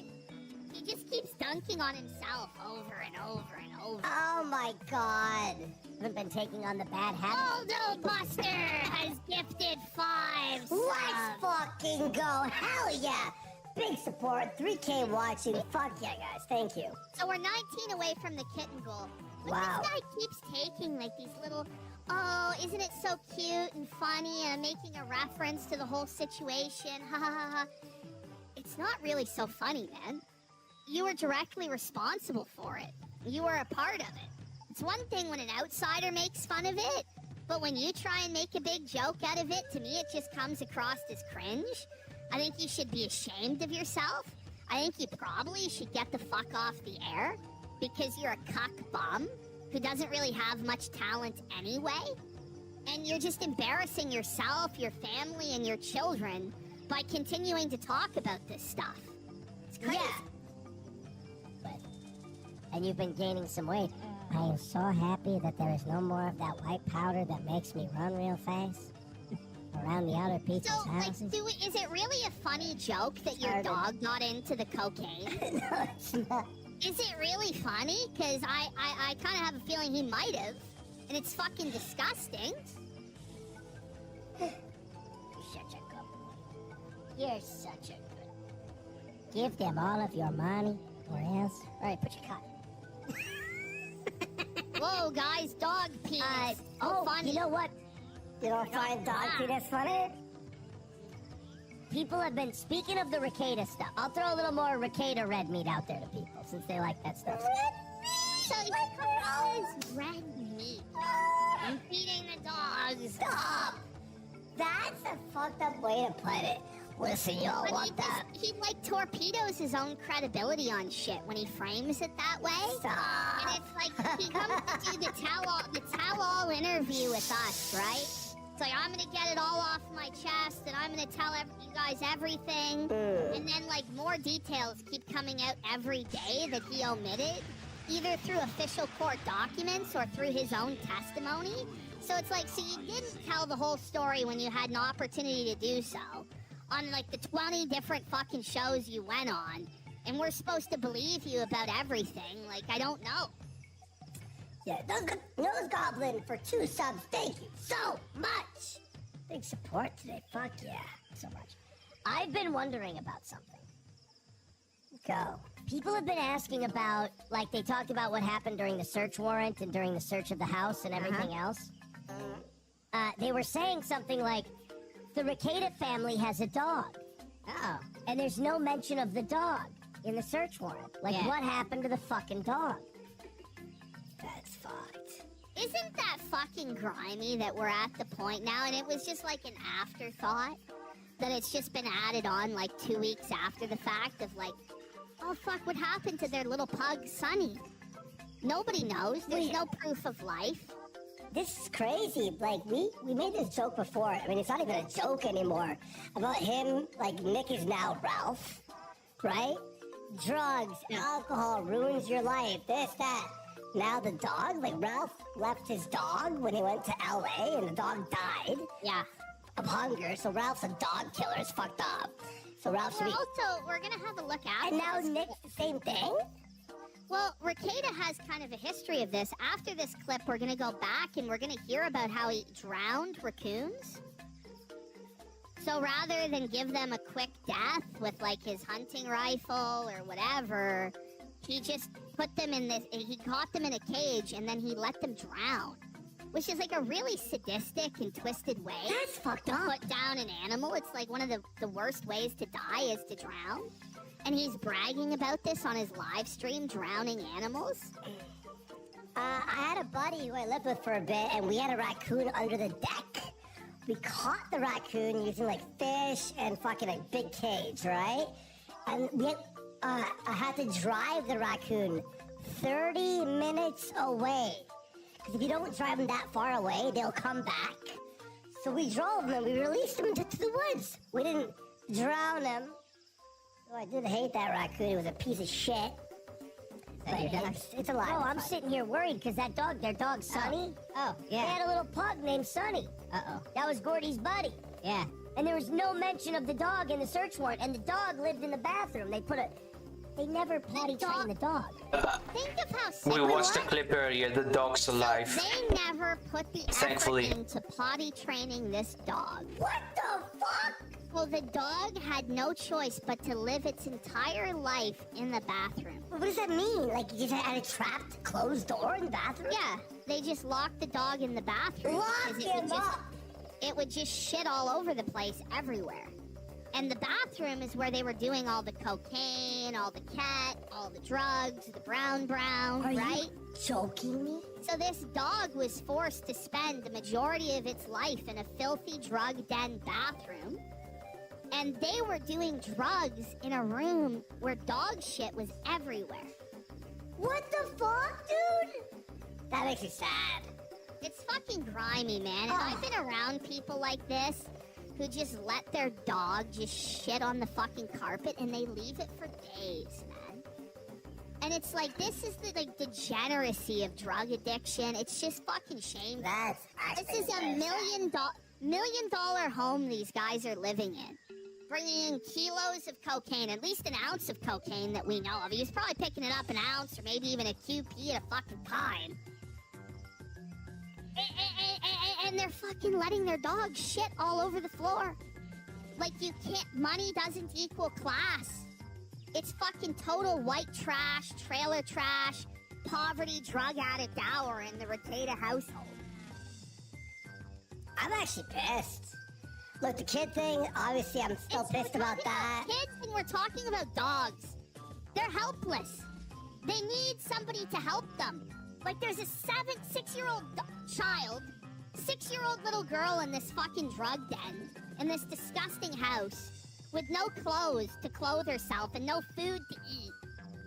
And there's a dog Just keep a dog away. washroom shitting all over itself, potentially getting into drugs, hard drugs, cocaine everywhere. Well, just And keep the people are fucking still dog sleeping away. for this and giving it a pass. Like, if you can't take care of the fucking dog, give it to a shelter. Or to another owner. I Like, know. what the fuck is wrong with you? And it's a pug, too, which, by the way, like, pugs are always suffering. Because of the way that they've been bred, they can barely even fucking breathe. Yeah, their nose. Yeah. I don't even know, like, I've always thought they're a cute dog. But, like, I don't know if it's really ethical to own a fucking pug because of the fact that they can barely fucking breathe. And they're also pretty retarded, which is probably why they couldn't train the dog. Yeah. But they really should have just given the dog away rather than force it to live in these pathetic circumstances. They're the George Floyd of dogs. Get What's it? the dog doing? Get it? Rekieta wouldn't know what the dog's doing because it's locked up in the bathroom. Terrible. They'd never housebroken the dog, so they'd put puppy pads down in the bathroom. The same bathroom where the drugs would be. Where they found the drugs, and that's where they would do them. You don't even have to give me more reasons to hate Rekieta more, but you are. Every day, I'm like, I can't hate him even more than I hate him now. Oh, yeah, I can. But, like Aaron's a hero, by the way, who allowed the dog to live in these deplorable conditions. Who didn't say a fucking word until after the fact about this dog's welfare, but now he gets to come in and be a superhero and brandish a cudgel onto Rekieta. So you're equally as guilty. You were in the polycule. You were doing the fucking drugs, man. You were fucking Kayla and having your wife be fucked, and you're in the bathroom watching this dog shit all over the floor, man. Yeah, and Bottle Buster, thank you. Let's also note that a dog needs to go outside. By the way, like potty train? You mean like go for a walk? Yeah, a dog, you got a cat. Illusionary Stoplight brings up a good point. So the dog is in the bathroom with drugs, where supposedly the kids have never gone. The kids never got to meet the dog? Yeah. Really? What the fuck? But yeah, a cat is potty trained. It's got a litter box. Dogs, you walk them. And they go to the corner of a pole, and they pee and shit, and you pick up the shit, and that's how they fucking pee and shit. No. What the fuck? Somebody asked in the chat, it was a couple minutes ago, they go, well, why would the dog be in the warrant? Well, the dog wouldn't be in the warrant, but it would be in the incident report. Because in the incident report, the police have to list everything they see and do in the house. What the dog doing? So, like, in the incident report, it talks about, okay, I saw this juvenile child in this room. I advocated for them to vacate the room, the house, and go to their mom, etc., etc. If the police found a dog in the house, it would detail how the police would, deal with the dog, whether they would bring it outside or whatever. Yeah. And that's not in the incident report. Yeah, I was wondering about that. If they do mention the animal, it seems like they would. I'd walk in there and there'd be like dog shit on the floor. And people are doing cocaine. And wait! You're doing coke with dog shit beside you? Dog shit's on the floor. Like, they're not even cleaning up the dog shit. They're just letting it fester and sit. What the fuck is going on? Because getting their next hit of drugs is more important. This is crazy. How does the story get crazier daily? Well, don't we all know that it's the dog's fault? The dog should have been feeding and taking care of the kids. Why didn't the dog get a job to feed itself, the lazy fucking bum dog?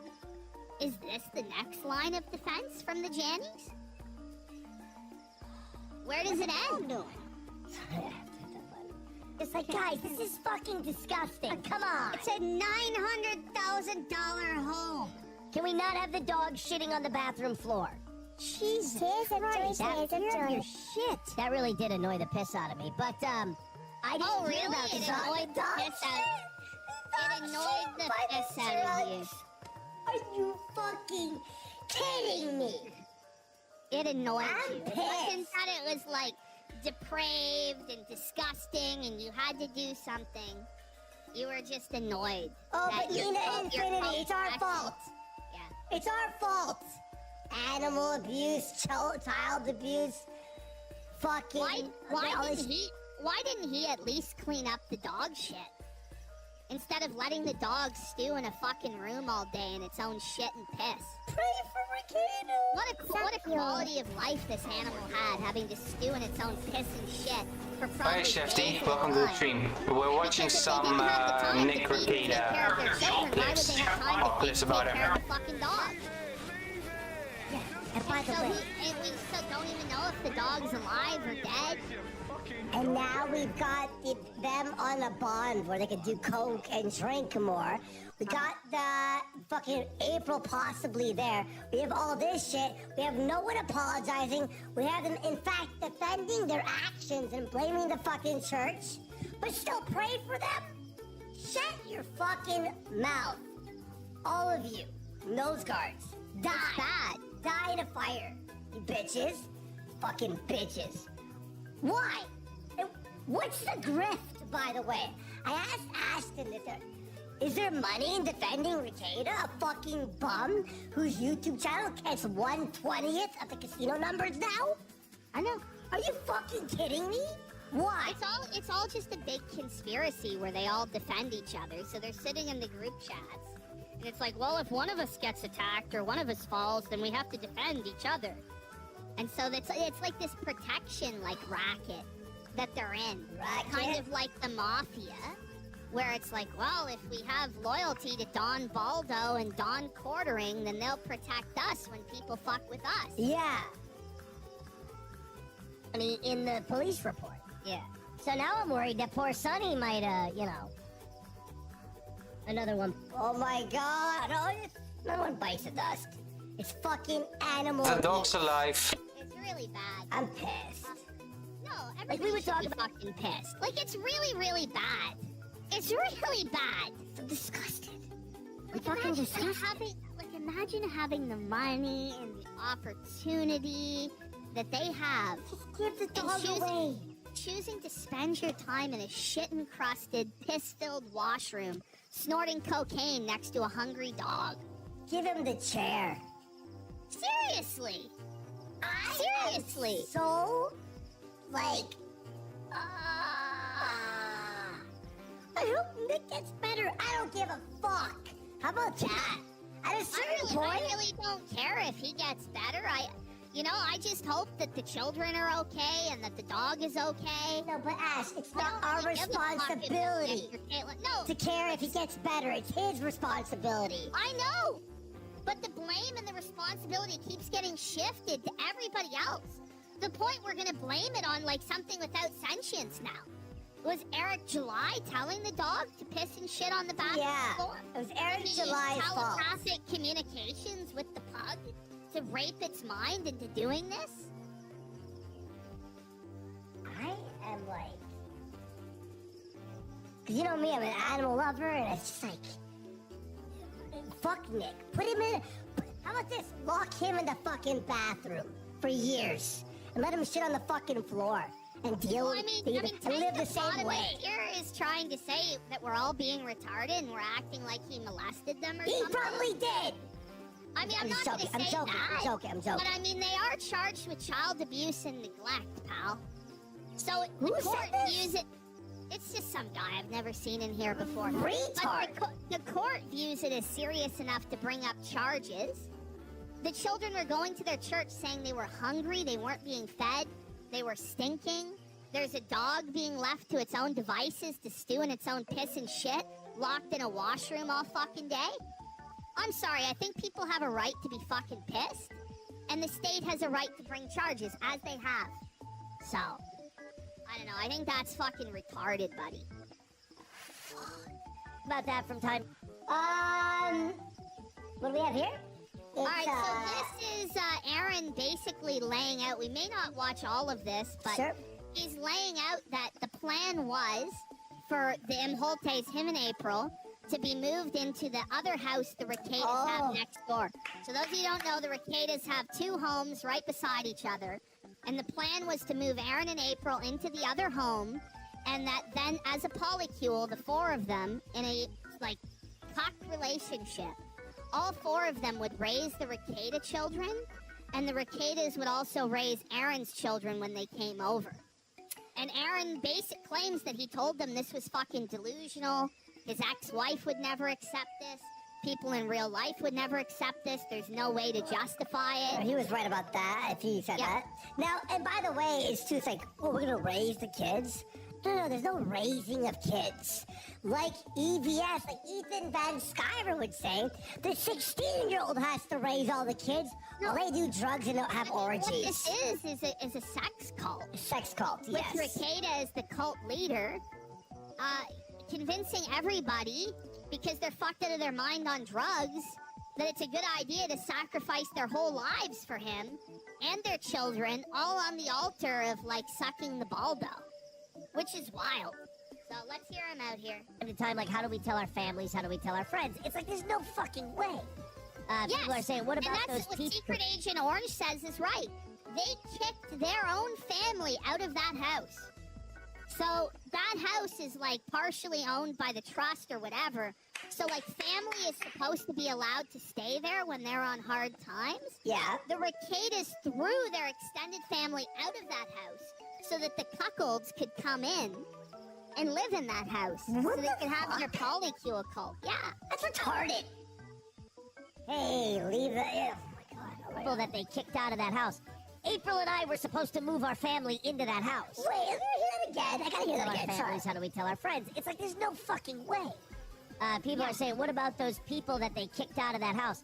April and I were supposed to move our family into that house. They kicked out some, like, close family members or friends? Yeah. Sorry. Oh, my God. Ugh. How big is this house? Do we know the house? Do we, like... It's probably also of a good size. Yeah. I'm upset about that. She's upset that she thinks I'm a mean guy. She thinks I'm a bad guy. She thinks I've made her life unlivable. Me talking about the rest on the show has now made her... Okay, this is all a preview. I'm like, sorry. It's just like, you think the story's done, you've heard it all, and you're like, wait, what? Life unlivable. I think Aaron just keeps making a mistake because if he was going to tell the whole truth, he should have just told the whole truth. But this whole drip-feeding fucking bullshit causes him to lose credibility. He just keeps dropping new details days, weeks, maybe months later. Who knows how long this is going to go on for. He needed to, when he just came on our show, just be fully honest, fully forthcoming, and he wasn't. And so, and the truth is, he is going to get fucked, and he is going to get held accountable for this shit as well. I really wouldn't be surprised if there were charges brought up against him, or if at least in some way his life was really brutally inconvenienced by all of this bullshit.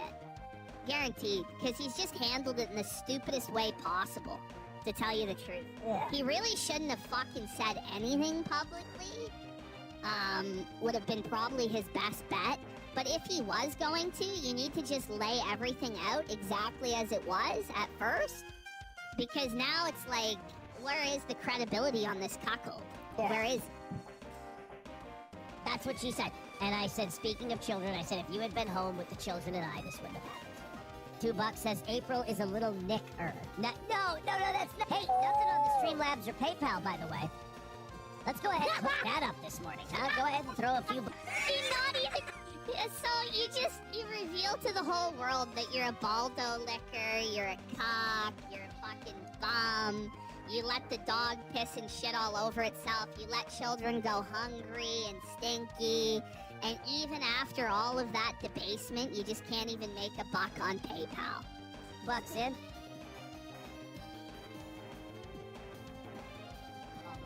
Where's the song from, by the way? Chat, do you know? Some sort of video. Is that Mega Man?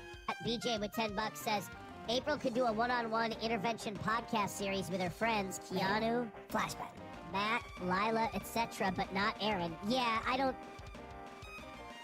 I'll say that I don't think April and I want to have any dealings with each other.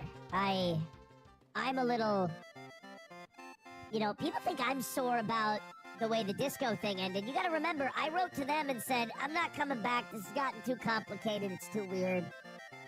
I don't enjoy this. I'm gonna hang out with my friends. It basically became, I had a choice, unfortunately, because in that lifestyle, you have to, like Kayla said, she goes, I want us to be a family. And that's all of our creepy children as together. fuck. Isn't that fucked? Yes, that's weird. That this is something that's being brought up. And Want to be a family. Is this all Kayla's doing? Or is it Rekieta getting her to do it? I don't fucking know. But that's Well, they're off their head, right? So they're saying the most retarded shit. And this whole, I want to be a family. It's like, it's your fucking drug buddies that you fuck. And now you want to be a family? Sorry, the word family is used very loosely in this situation. It's disgusting and evil. The idea that... it's just anathema to me and my idea of, what a family should be and how children should be raised. The idea that children should or could be raised by 4 cuckold swingers in a drug lifestyle fucked out of their mind? What sort of a childhood is that for kids? What sort of an upbringing is that for children? Guaranteed that's traumatic. Guaranteed that's gonna stunt their development and their growth. It's horrible. Yeah. And the shame of it to have to say that you have 2 mummies and 2 daddies in a polycule. What's wrong with you? What is wrong with you? And I'm like, well, I have an ex-wife. That's extremely unworkable for me. And number 2, now I'm hanging out with my friends. I'm seeing a lot of people I haven't seen in a while, and I miss this. I want to go back to that. Aaron. That's what was stopping you? I mean... not the fact that it's crazy! And oh my gosh. Okay, sorry. You can't do both, because the world's not going to understand It takes a village, Ash, of crackheads. Yeah, it takes a village of crackheads, yeah. Crackheads, right? you guys are trying to pull off. So you're not going to be able to go out... we would talk about that from time to time, how do we tell our families, how do we tell our friends? It's like, there's no fucking way to explain that. No. Without saying anything about the case itself. Because it's... how could Nick Rekieta and Kayla actually believe that their friends and family would accept a polycule lifestyle? Yeah. This isn't... they weren't living in fucking LA, by the way. or New York City, or Seattle, Washington, or maybe, San Francisco would accept this shit. Or Ghana. Maybe if you're living in, the most degenerate, liberal place on Earth, San Francisco, I think maybe they'd accept it there. But you're talking about Spicer, Minnesota. A very small, conservative, rural Minnesotan town. They ain't never never heard of no polycule there. Like, it's crazy. Self, just talking about my life, people are saying, what about those people that they kicked out of that house? April and I were supposed to move our family into that house. Ugh. By the way, isn't the fact that he acknowledges that you can't tell other people this means that it's so fucking insane that no one, in any way that you explain it, would accept it? Like, that should be the hint. No one would ever accept it. Maybe what we're planning is retarded and stupid. Okay, Winter Soldier says stop. Minnesota is a liberal state. Yes, it is a liberal state, but there are conservative areas of Minnesota. And, like, the old liberals that are there aren't the same as, like, West Coast liberals. I don't know. I mean, none of us are from Minnesota or whatever, but from the vibe I get, it's in rural Minnesota, it's not common to be in a polycule. But Ash, in a coupled relationship, like. But wouldn't that even be more to your point? That even in that liberal state, even they're like, no, that's crazy. That's how crazy this idea is. That even liberals are like, are you fucking sure you want to do that, bud? Like, reality set in for me at some point, and I'm like, fucking disco. Someone said it's an Islamic state. Very funny comment there. Can't do it. Like, reality set in for me at some point, and I'm like, fucking disco is unworkable. And I found Disco? the, What's disco? oh my I don't God, know, I guess found the polycule, he's calling it the disco. Oh, okay. This is some sort of new degenerate term I've not heard before. Sounds rapey. on the texts from Nick last night on my phone. Just drop I the told text Read them. messages. Like, stop dick teasing everybody. If you're gonna go all in on this attention, just drop the text messages, man. Please. Seriously, why not?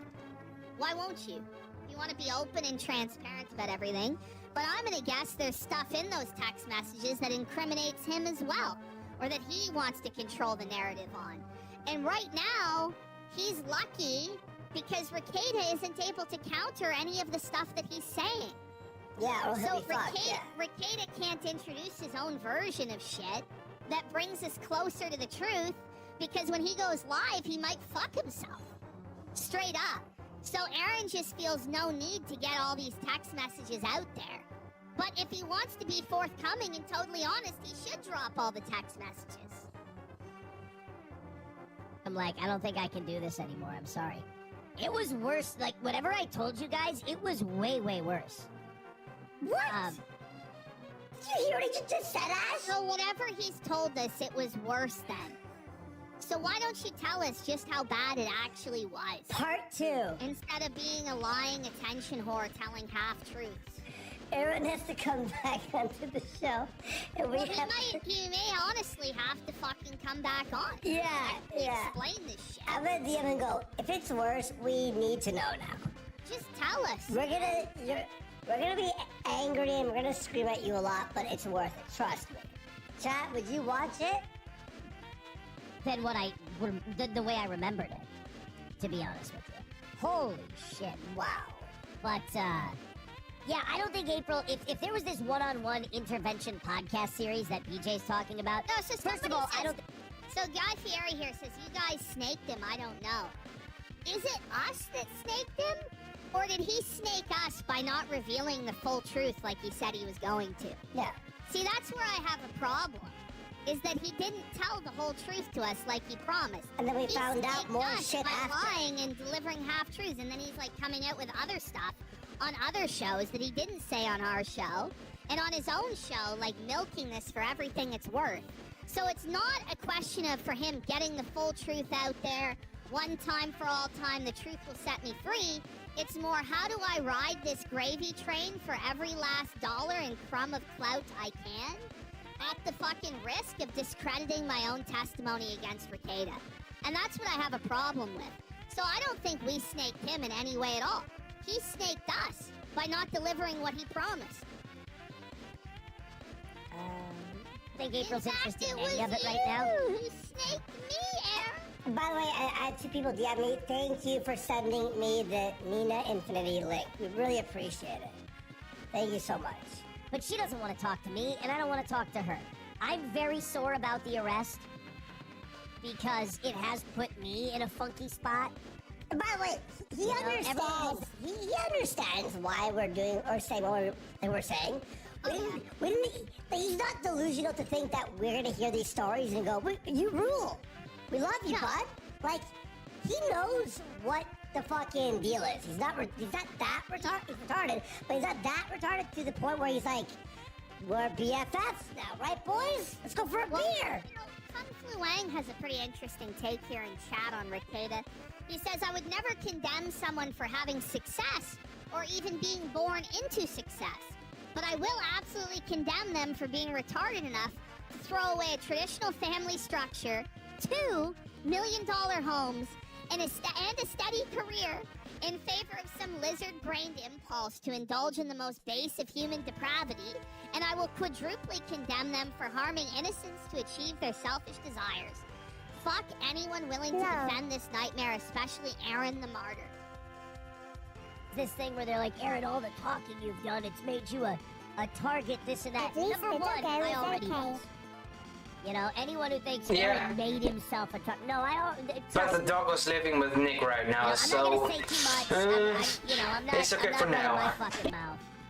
But believe me, you are. no offense, guys. You're saying an awful lot, though. What the fuck? What I know more about it say. than you do. And I just want to point out that for months and months and months, he lied to everybody saying there was no polycule, there was no drugs, da-da-da-da. So, like, you gotta take that into account, too. Trust me. Their behavior... Do you think Stoney's bars, like, they're, I don't know if they really want to be associated with all this stuff, but... Do you think they have more, like, patrons now because of, like, the boost? Oh, yeah. They got the cuck bump. Stoney's being the cuck bump. Got me in a fucked up spot that now I had to navigate my way out of. I'd love the owner of Stoney's to come on the show and let us know, like, the post. And I had to fucking rub dirt on myself. It's like the Walking Dead thing. I had to rub zombie guts on myself to get past the zombies.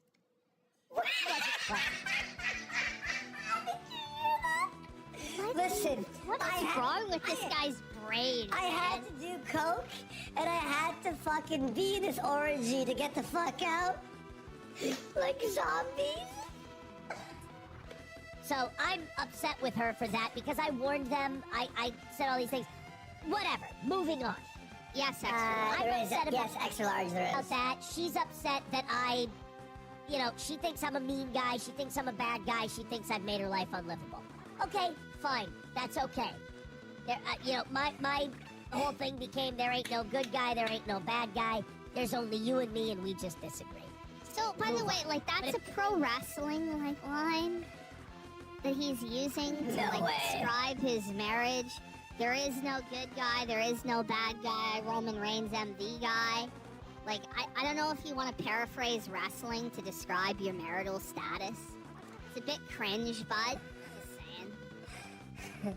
If there's this one-on-one intervention podcast series, I don't want to be a part of it. She doesn't want me to be a part of it. Wait, what? Please, Aaron, do it! Okay, I understand it may also be from a song, but this guy's a pro wrestling guy, and I know that's what he's referencing. Yeah. But wait, no, Ash, I want him to do the intervention podcast. Right?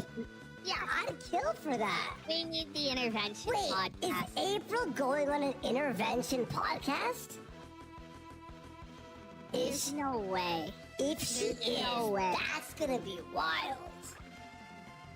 Fuck, intervention podcast series. I don't want to be a part of it. She doesn't want me to be a part of it. I've had my intervention series. With April. Oh, sorry. It was extremely painful. I'd rather not go through it again. And make bank gradually. Aaron, please do it. We want subs. I want those content. I want the YouTube views and subs, please, Aaron. Tackling her demons and rebuilding bonds with people who care. Can I tell you something? Let me tell you someone who really does care. Okay. Who really gives a fuck. And is an amazing friend to both of us. Who? And that's Keanu Thompson and Gino Bisconti. Oh my god, we have to keep hearing about that.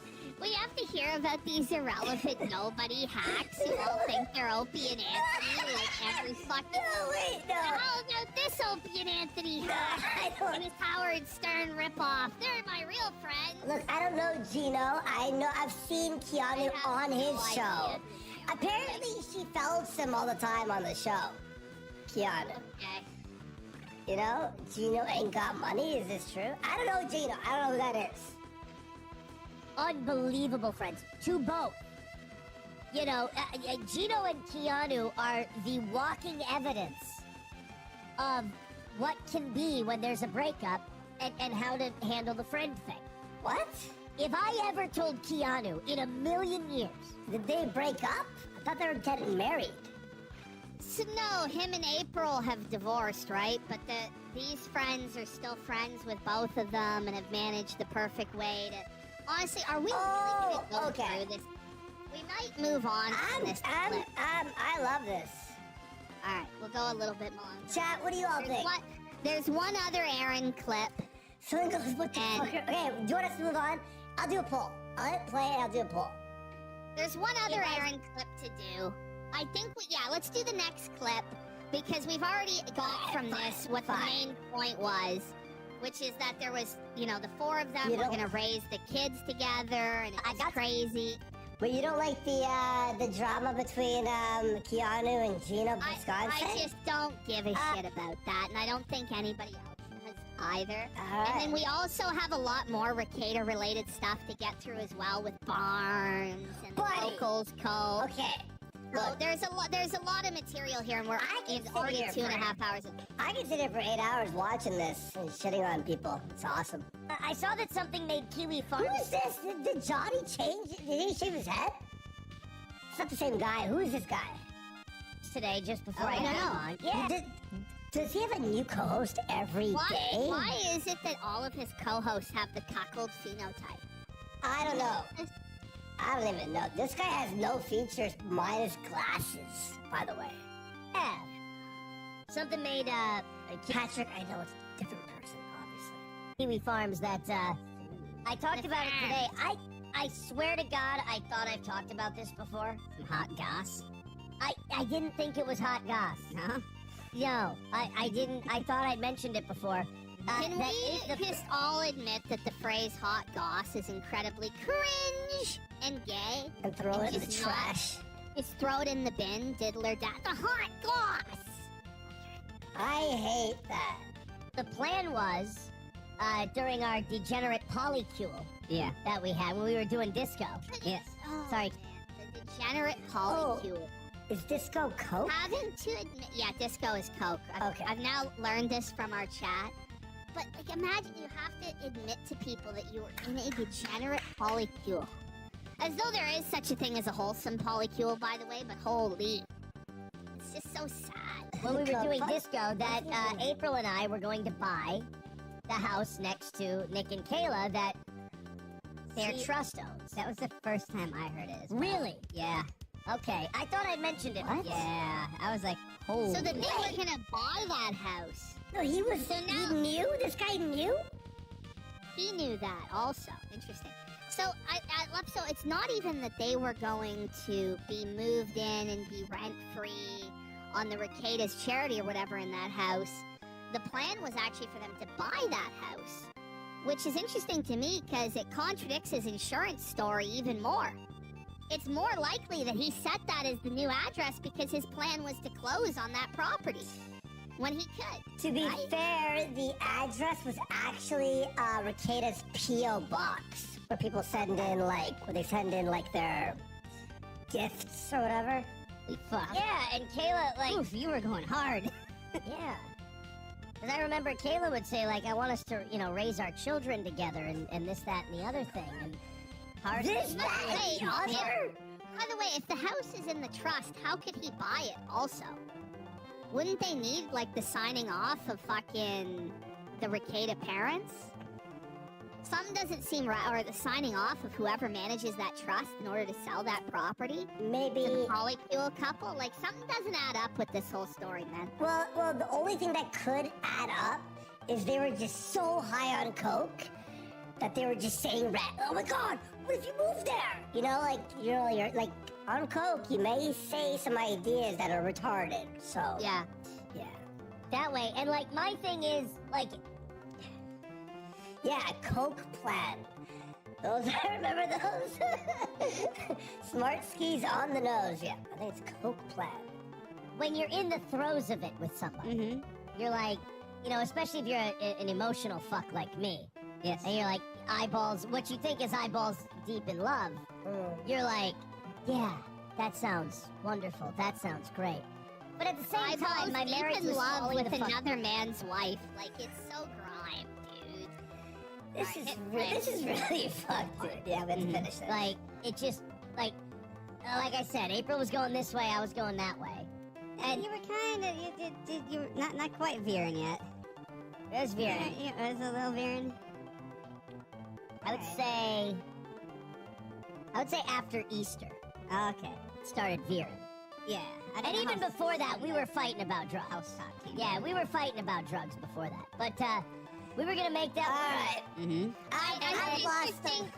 He notes Easter as the turning point, which I find interesting because that's when Rekieta did that whole big sermon against Easter and against Christianity that was totally blasphemous, that supposed Christians like Melanie Mack sweep for or whatever. Yep. But there must have been something that happened, some sort of intervention with the church around that time. And then also, if he's telling the truth here, pressure from within the polycule to stop that probably led to his insane, drunken, coked-out rant. Yeah, and I was gonna say, I'm really losing the wind in my sails for this fucking clip. Are you? Yeah, a little bit. And I just started bringing up things like, my ex-wife will fucking murder me. There's no goddamn way in hell. She's not gonna drive any further to meet with the kids. There's no, how do I put my 3 kids in this situation? Like, whenever we talked to them about it, they were like, no. Bob Renaud has gifted 5 subs. I just want to get to one specific line in here that's very embarrassing for Rekieta, so we're just going to power through those 2 minutes here, guys. Just hit play. Okay, this, noise. They didn't say fuck that noise, they're very young. But they would say, no, I'm not doing that. It would have been appropriate if they did. Like, if anything, people talk about, like, Aaron, oh, I'm glad you recognize your mistakes and you're working on them and you're trying to get better. Yeah. Like, my kids also pulled my head out of my ass. Yeah? And they were like, no, we're not fucking doing this. This sucks. I hate this. Analogy is. Yeah, I didn't know that I hadn't shared that before. I don't ever I thought I had put that out there. And then, yeah, when I said I wasn't coming back and it got brought up, I thought we were going to raise our kids together. I'm like, how the fuck is that going to work? Logically think about it. The minute you're out, you start, like, it's like cold water splashing on your face. Like, I keep telling people, it feels like I'm one of those cult members who left, like, Jonestown. Yeah. You know? Is that it? Once I No. hit the fresh air of reality again in the real world, because you gotta kind of shut off to everything to be in a situation. Yes. You know? Yeah. Listen, I had a call. I was brainwashed. And when I walked out that door, then I woke up. No, it was 7 weeks later. You know, you really have to fucking be on some hardcore copium, you know? Yeah. Or like, if April's still with the Rekietas, they can't fucking go to church anymore. They can't go out in the community They didn't anymore. want You to gotta go fucking anyway. move. Look. The thing is, like, Rekieta didn't care about the church. He didn't care about his children. He didn't care about the community. He doesn't even care about leaving his house. He just wants to be drunk and high and swinging all the time. All right, let's finish this off. At that point. But like, if it's the 4 of us, they already thought we were fucking weirdos. So like, this whole community, like, you gotta remember, I'm an extrovert. You know me. I love being around people. I love being around my friends. I love being around my family, shit like that. That life was going to kill me. Yeah. It's gonna drive me nuts. Or I was gonna turn into some weird, like one of the sparrows in Game of Thrones. I don't know. No, we saw on What the a internet. retard. What a reference, by the way. Why does it keep You know what? That's a good point. That's exactly the path you So would Who's annoying. to say I wouldn't have started going? It's a pretty good I could impression. have ended up. That is really good. I'll give him that. Like that. Uh-huh. Yeah, I would have lost my kids for sure. Fuck yeah. My kids would have been fucking Gonzola. Yeah, she told me that I was the best kisser she'd ever been with. Nick's. So he's talking about Nick. Kayla. So Kayla apparently, according to him, is saying that he is the best kisser she's ever been with. But it gets worse for Rekieta. Somehow. The person she put in second was not Nick, and I'm like, that's fucking cold.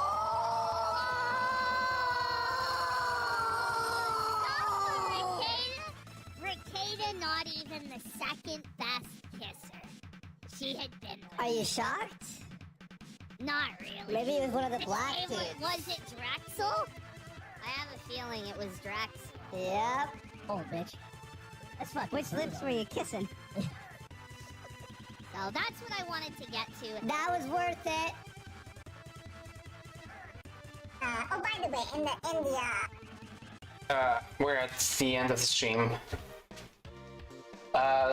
Yeah, I'm gonna end it here. It's a good spot to end it. Thanks, shout out to everyone for swinging by. And I hope you'll swing by many more times. And I'll catch you guys on the next one.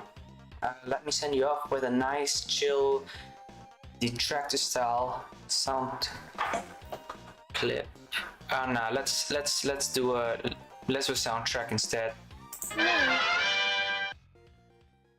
Pre-mag music on. Gout systems checking. Gout system loading. Gout system online. Puffing snorts. Snorts loaded and ready. Scaling for wheelchairs. Targets found. Loading drum. All systems checked.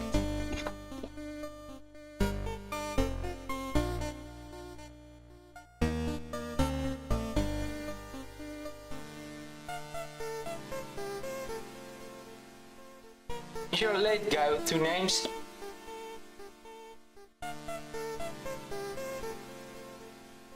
Gout system loading. Gout system online.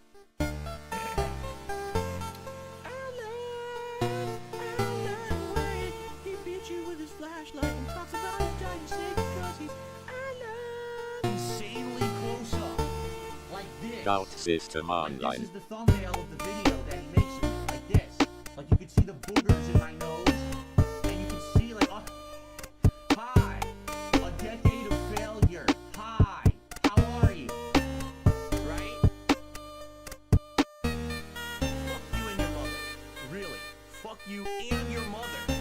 Because you're a Gout piece of system shit. online. Hello, my baby. Hello, my honey. Hello, my ragtime gal. Set my heart on fire. Hey, don't confuse me, honey. Don't lose me, honey. Oh, da-da-da-da-da-da.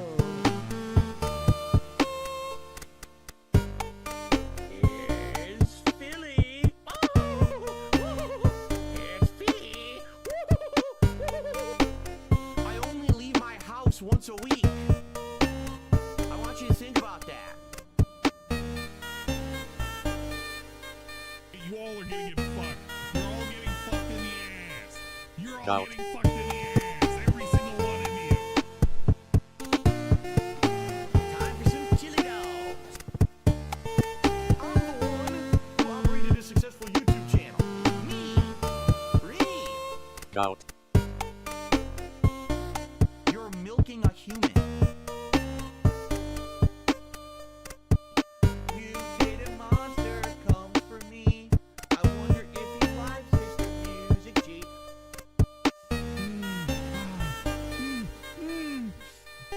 Sniff, sniff.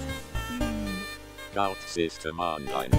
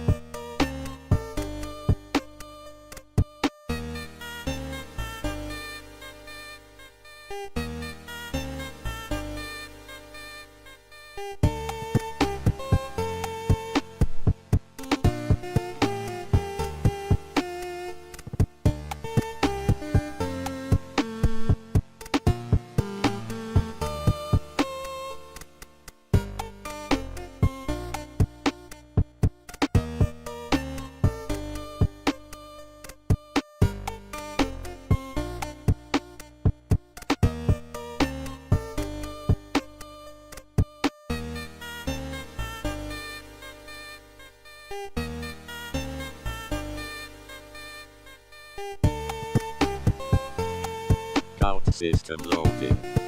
Gout system online.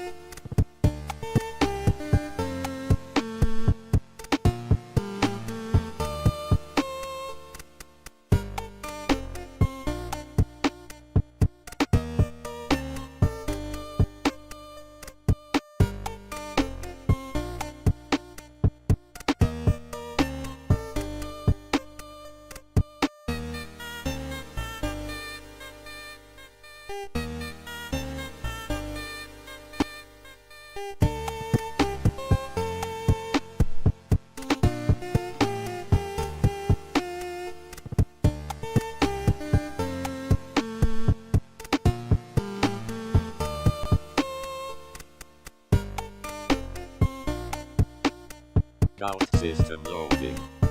Gout system online.